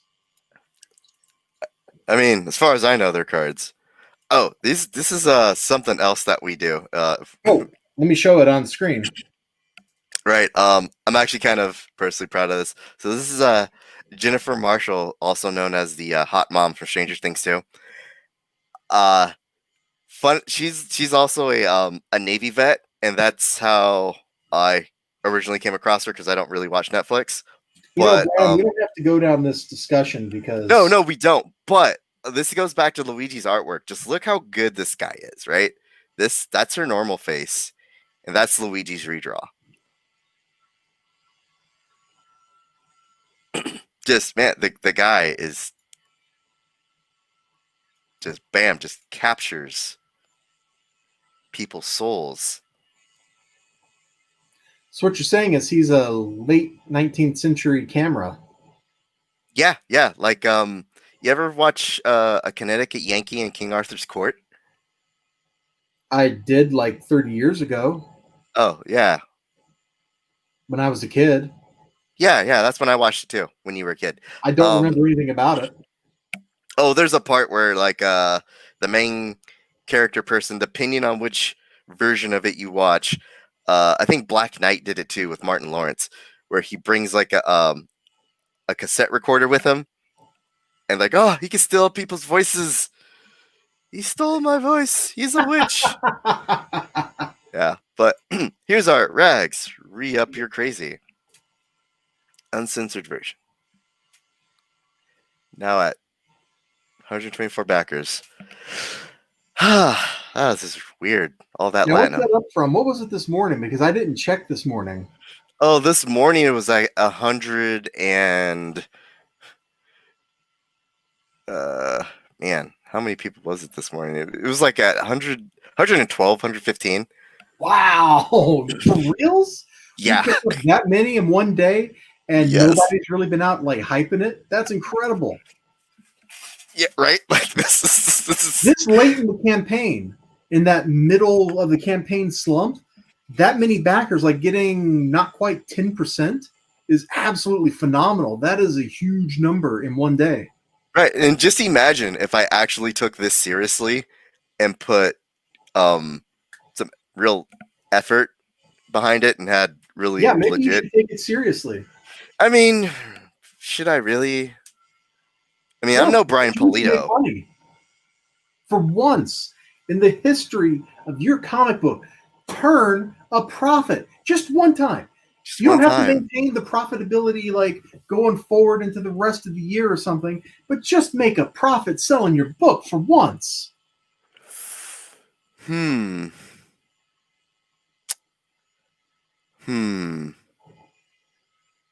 Profit, you say? I don't know. I'll get back to you. I'll think about it. That means he's not going to make any profit. He's going to take whatever money he gets and he's immediately going to just send it all off to the Philippines. And it's going to Hey, go look, I eat ramen, so Luigi. Luigi can eat caviar and just churn out this beautiful, beautiful art. Did I ever show you the Kill la Kill cosplay that we did way back in the beginning? I've seen it. I don't know if you showed it to me, but I think I've seen it. Prepare to be demonetized. Yeah, that Look one. at that. Yeah. And again, I can just tell like how he's improved. He's not as flat anymore. Like how do I explain this? I think if I compare it to Wrinkle side by side. No, you can see it on the skirt ruffle thing. Yeah, like right here, it's Her kind of stomach. just kind of he used to just be all kind of flat, and now he's got more of like a better dynamic to him. Or he's not as flat all the time. Yeah. If I could just And look at the skirt there and compare it to the skirt on the left. right? It's infinitely different. And the body composition is so much better, and he's gotten better with the lighting. If you look at, I know the lighting's still coming from this side on this page, but look at how kind of flat the chin is as compared to the lighting direction here, you know, where it's got actual non-flatiness to it. I'm not explaining this great because I'm not a art person, but Yeah, but the comment in the chat there kind of says what probably everybody's thinking. yeah, she is far from flat. Very far from flat. But anyway, but yeah, you know, just I've watched that guy improve day after day for the last 2 years, and he's only gonna get way better. Mm-hmm. And I just can't wait till we get into our season 3 arc where we can just let him do his thing. It's gonna be so amazing. Oh yeah. But yeah, our Kickstarter campaign that I keep failing on promoting here. So what we have is one tier for issues 1 through 6. That's $45. That'll get you everything that all together. We did have a waifu pillow tier, but that sold out. Here's some pages from the book of our own non-Gate Lady Gaga inspired musical number. And this will absolutely have no bunnies. We will have these covers available for you. And the waifu pillow tier was this. Well, it's not exactly this image, but, you know, safe for work and all. And that's the back. We do enjoy safe for work on this stream because I value my monetization, even though I will probably never see a single penny from it, simply because YouTube promotes people that are monetized over people who aren't. Right? Oh, and hey, check this out. More Luigi art fun time. This is Liz. Right? This is Liz. Now Yeah. look at Liz. Oh, yeah. Just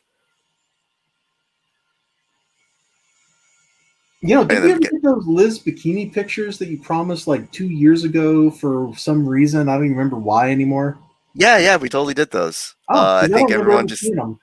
I think it was done in a really weird time and it just didn't get any traction. It happened right around when everybody was hating and dogpiling on us for wait, that should narrow it down.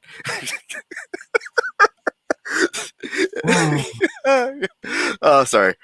Controversy. But it happened around the AP thing, so Yeah, that was a a fun very time. crazy time period. He's good at that referencing, like damn. Yeah, he's good. He's really good. So good. So good. Hey, Manny Shape has an absolutely important question of absolutely crushing importance. Are there any apes in Arc 2? No, but there is a threat against humanity that needs to be stopped no matter what the cost. You got the touch. Is so the wait you got so the threat You is got the power. Transformers? No, that's probably like one of the musical numbers I'm gonna try and get in, but still having trouble getting that scene all set up. You Oh got the man, nobody power. noticed that Liz is holding a prologue there. Oh yeah. There are people that would kill for that. Yep.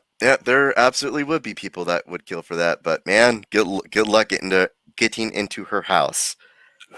We got to get past the septic moat first. Yeah, yep, and then all the guns. All the guns. Oh, we're actually really popular in France. I found that amazing. Like Oh look at my all god, you're the using those things? Yeah.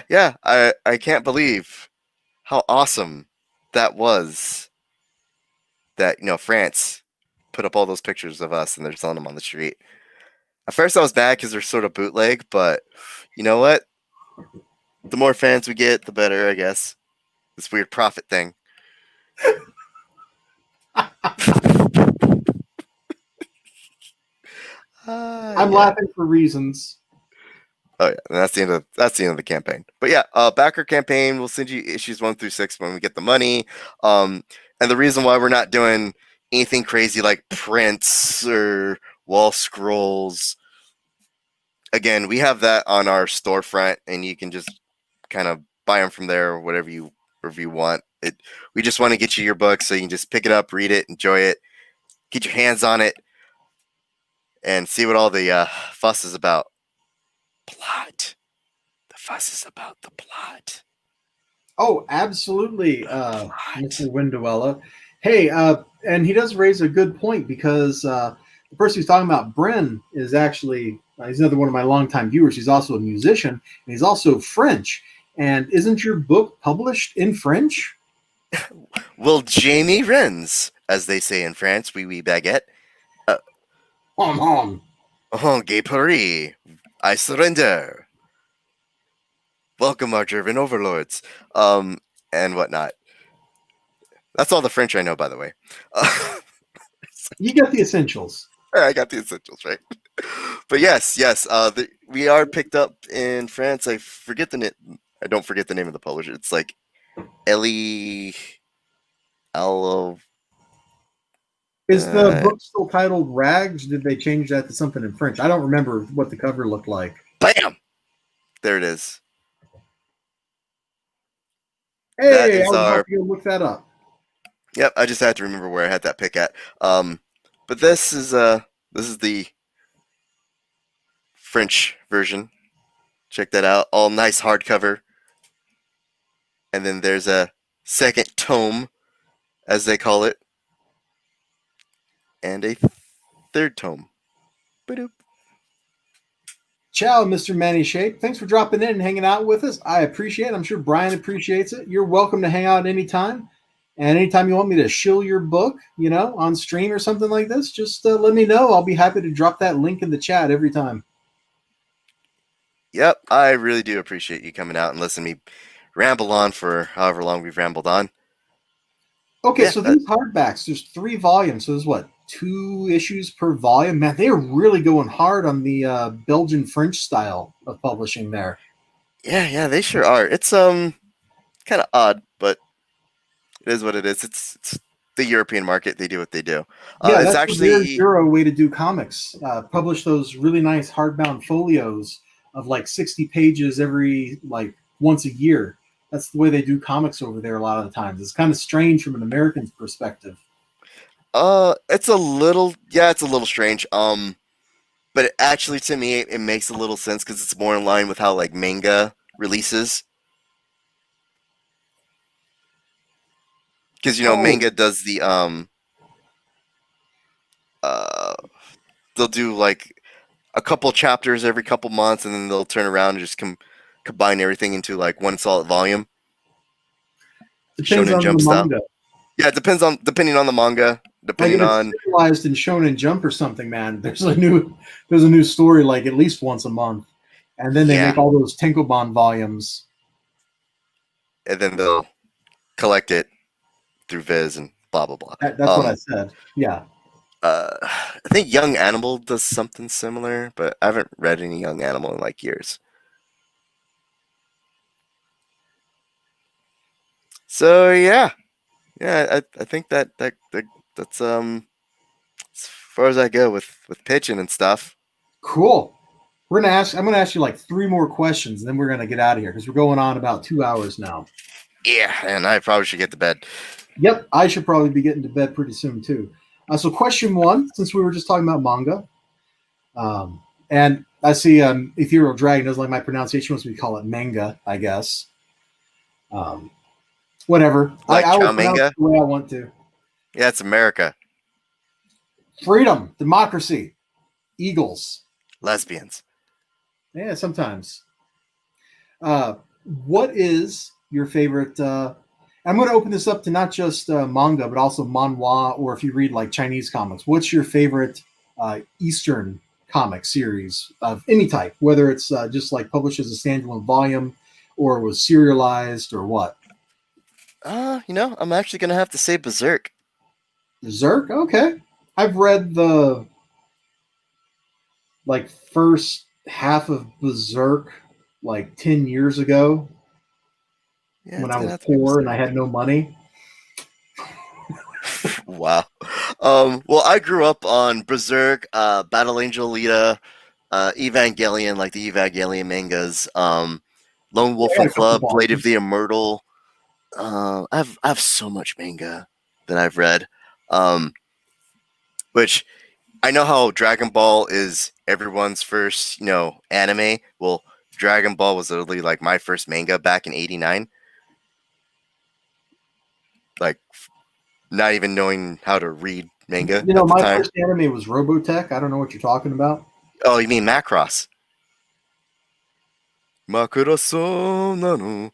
Yeah, don't get me started. I know that whole theme song. You're incredible.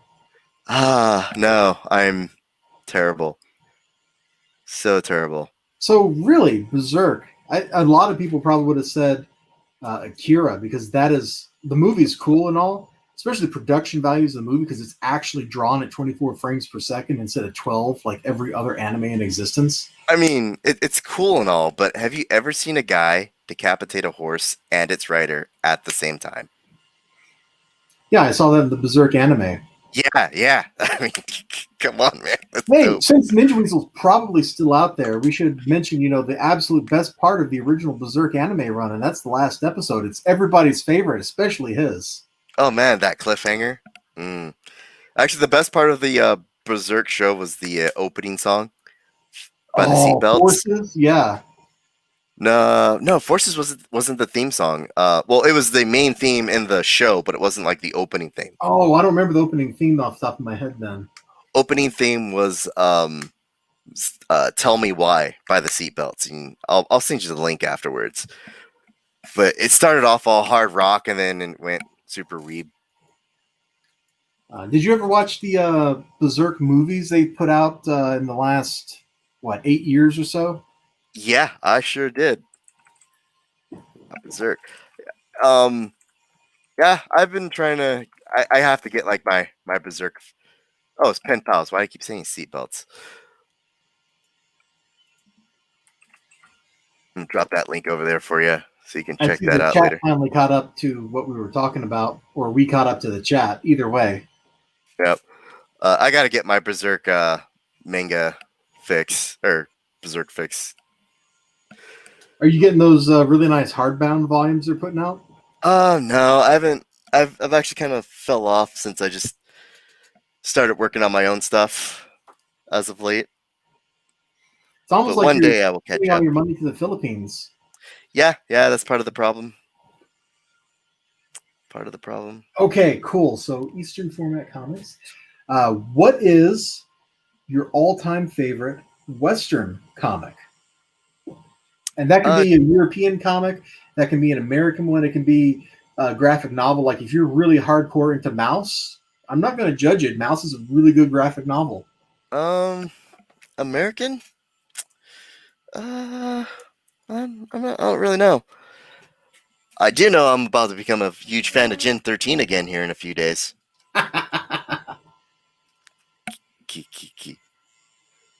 Which Berserk video games, Ithron? Because there was like 3. You had sort of Berserk for the Dreamcast, and then Which you I had. have. Oh, I have too. I I haven't beat never it beat though. it. The with the giant floating mandragora baby at the end always beat me, I think. Yeah, he was a tough cookie. I love Cookie. And then there was I think it was in 2005. They had Berserk Millennium Hawk. No, Millennium Falcon. Was it Millennium Falcon? It's either Millennium Hawk or Millennium Falcon. I'm pretty sure it was like, Probably Hawk would be the thing I'm thinking of, or yeah, it's that you're probably thinking of. Millennium Hawk, but it was really dope because they it took me a while to figure out, but there was actually contextual kills in that game. So let's say you're fighting Zod, you can literally climb on that dude's back and just like in the show, just cut off his horn and just stab him in the face. It was really dope. You had access to all of Guts's gear. They had like a 100-man Animal Slayer mode. It was really dope. I love that game. I used to play that game to death on deployment. And then they have the Berserk Muso game. Oh, I live streamed it a while back, and then I kind of fell off. It was called Berserk and the Band of the Hawk. That's what it was called. It was like a Wow. Dynasty Warriors type of game. Like what Zythron said in the chat. Oh, Band of the Hawk, the new one. Yeah, it was fun. I just kind of fell off playing it. I think they have it on Steam. I should look for that and play that. Yeah, I haven't played a Muso game in ages. My favorite was probably Dynasty Warriors 4 Empires. Oh man, that's bringing it back. It's bringing it way back. All right, I got one more question for you, Brian. All right, shoot. And I hope you're ready for this one. All right, I'm ready.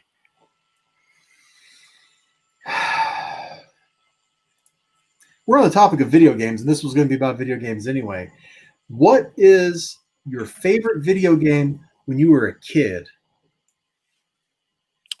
Secret of Mana.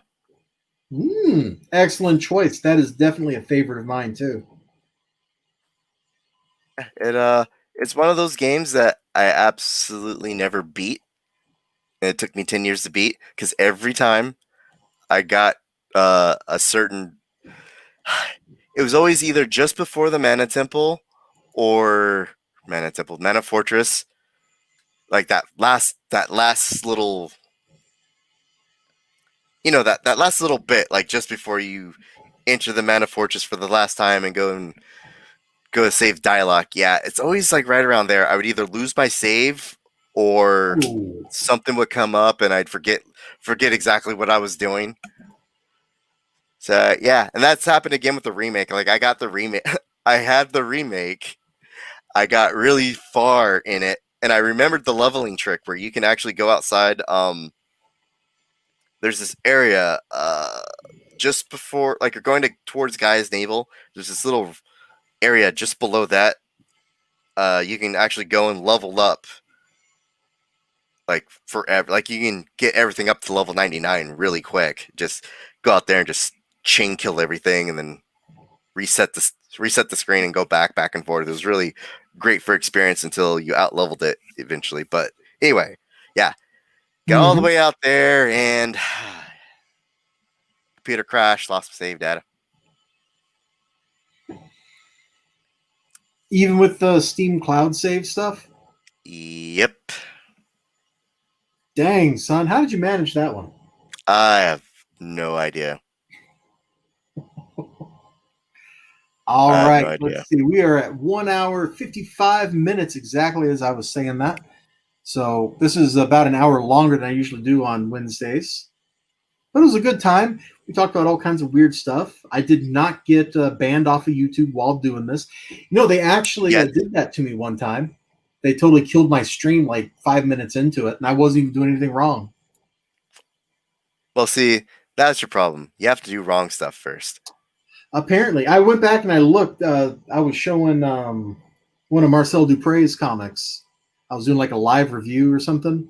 And I realized that if you kind of squinted at this one panel that I had shown briefly on the screen, maybe you could misconstrue the side boob as showing more than was actually there. I'm like, how did your algorithmic system detect that? Like the instant it happened, like I didn't even like notice it, and I have human eyeballs, and I'm wired to notice that stuff because of my chromosomes. Negromancy. That's how. Man, now I really am getting banned off YouTube. Thanks, man. Hey, I'm here for you. You said the forbidden word. But I didn't say it. You said it. So yeah, maybe I'll find you and ban you instead. I'm already banned. Like every video I have on YouTube just automatically gets demonetized right off the bat. So it's like, I don't even care anymore.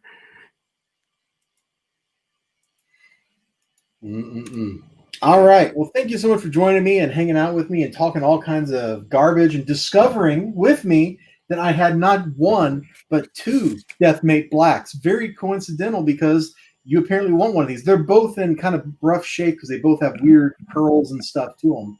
So I guess neither's really better than the other. So I'll just like flip a coin and send you one. Awesome. $3, right? I'm probably not gonna just pay for shipping and like throw in $1 or something, be fine. So $3? Well, if I ship it into Gemini, that's going to cost like $4. Highway robbery. Yeah, the USPS does that to us. I could ship it in just an envelope for you. Oh, sweet. A white one. I'm not even going to do that. I'm going to make an envelope out of some printer paper and send it that way. Like your printer variants. Hey, you're actually bringing those up in public? Oh, no. Forget I ever said those. Because now you're going to get like Zythron or somebody going, wait, what are you talking about? Nothing. And now you're going to have to explain it to them. So we're just going to stop now before he, opens his mouth any wider and crams like more feet-shaped objects in there. Yeah, see, this is why I'm not allowed to do anything. You're not allowed to, make promises on Kickstarter anymore.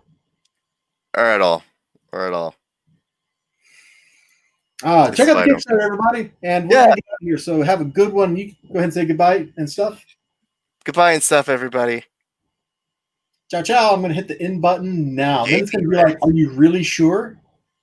And now I did send him a sticker. I don't think he's checked his mail since. I check my mail on Fridays. Because you should have had that thing by now. One of my super slick Eliza Bar stickers. From Sticker Mill? Uh-huh. Yeah, Sticker Mill's awesome. Yeah, these are transparent stickers. So, what angel is that? That's not an angel. I made that. No, that's not from, like, Evangelion? No. This is it's a Julia set that I bisected and reflected at a certain point, and it just turned out looking like a Buddha. Oh. So that's why it's the fractal Buddha. But I made this when I was in undergrad, like 20 years ago. Oh, it's a Buddha. All right. So I've actually was sitting here thinking it was like one of the Evangelion angels. This entire time. The more you know. Now I've just blown his mind as the stream's ending. Good night, everybody. You take care of yourselves. I'll show up to you again next time. Check out his campaign. The link is in the chat like 3 times. You can't miss it. Bye-bye. Otherwise, go to Kickstarter and type in rags, and you'll get it. It's like the first result. Ciao. Ciao.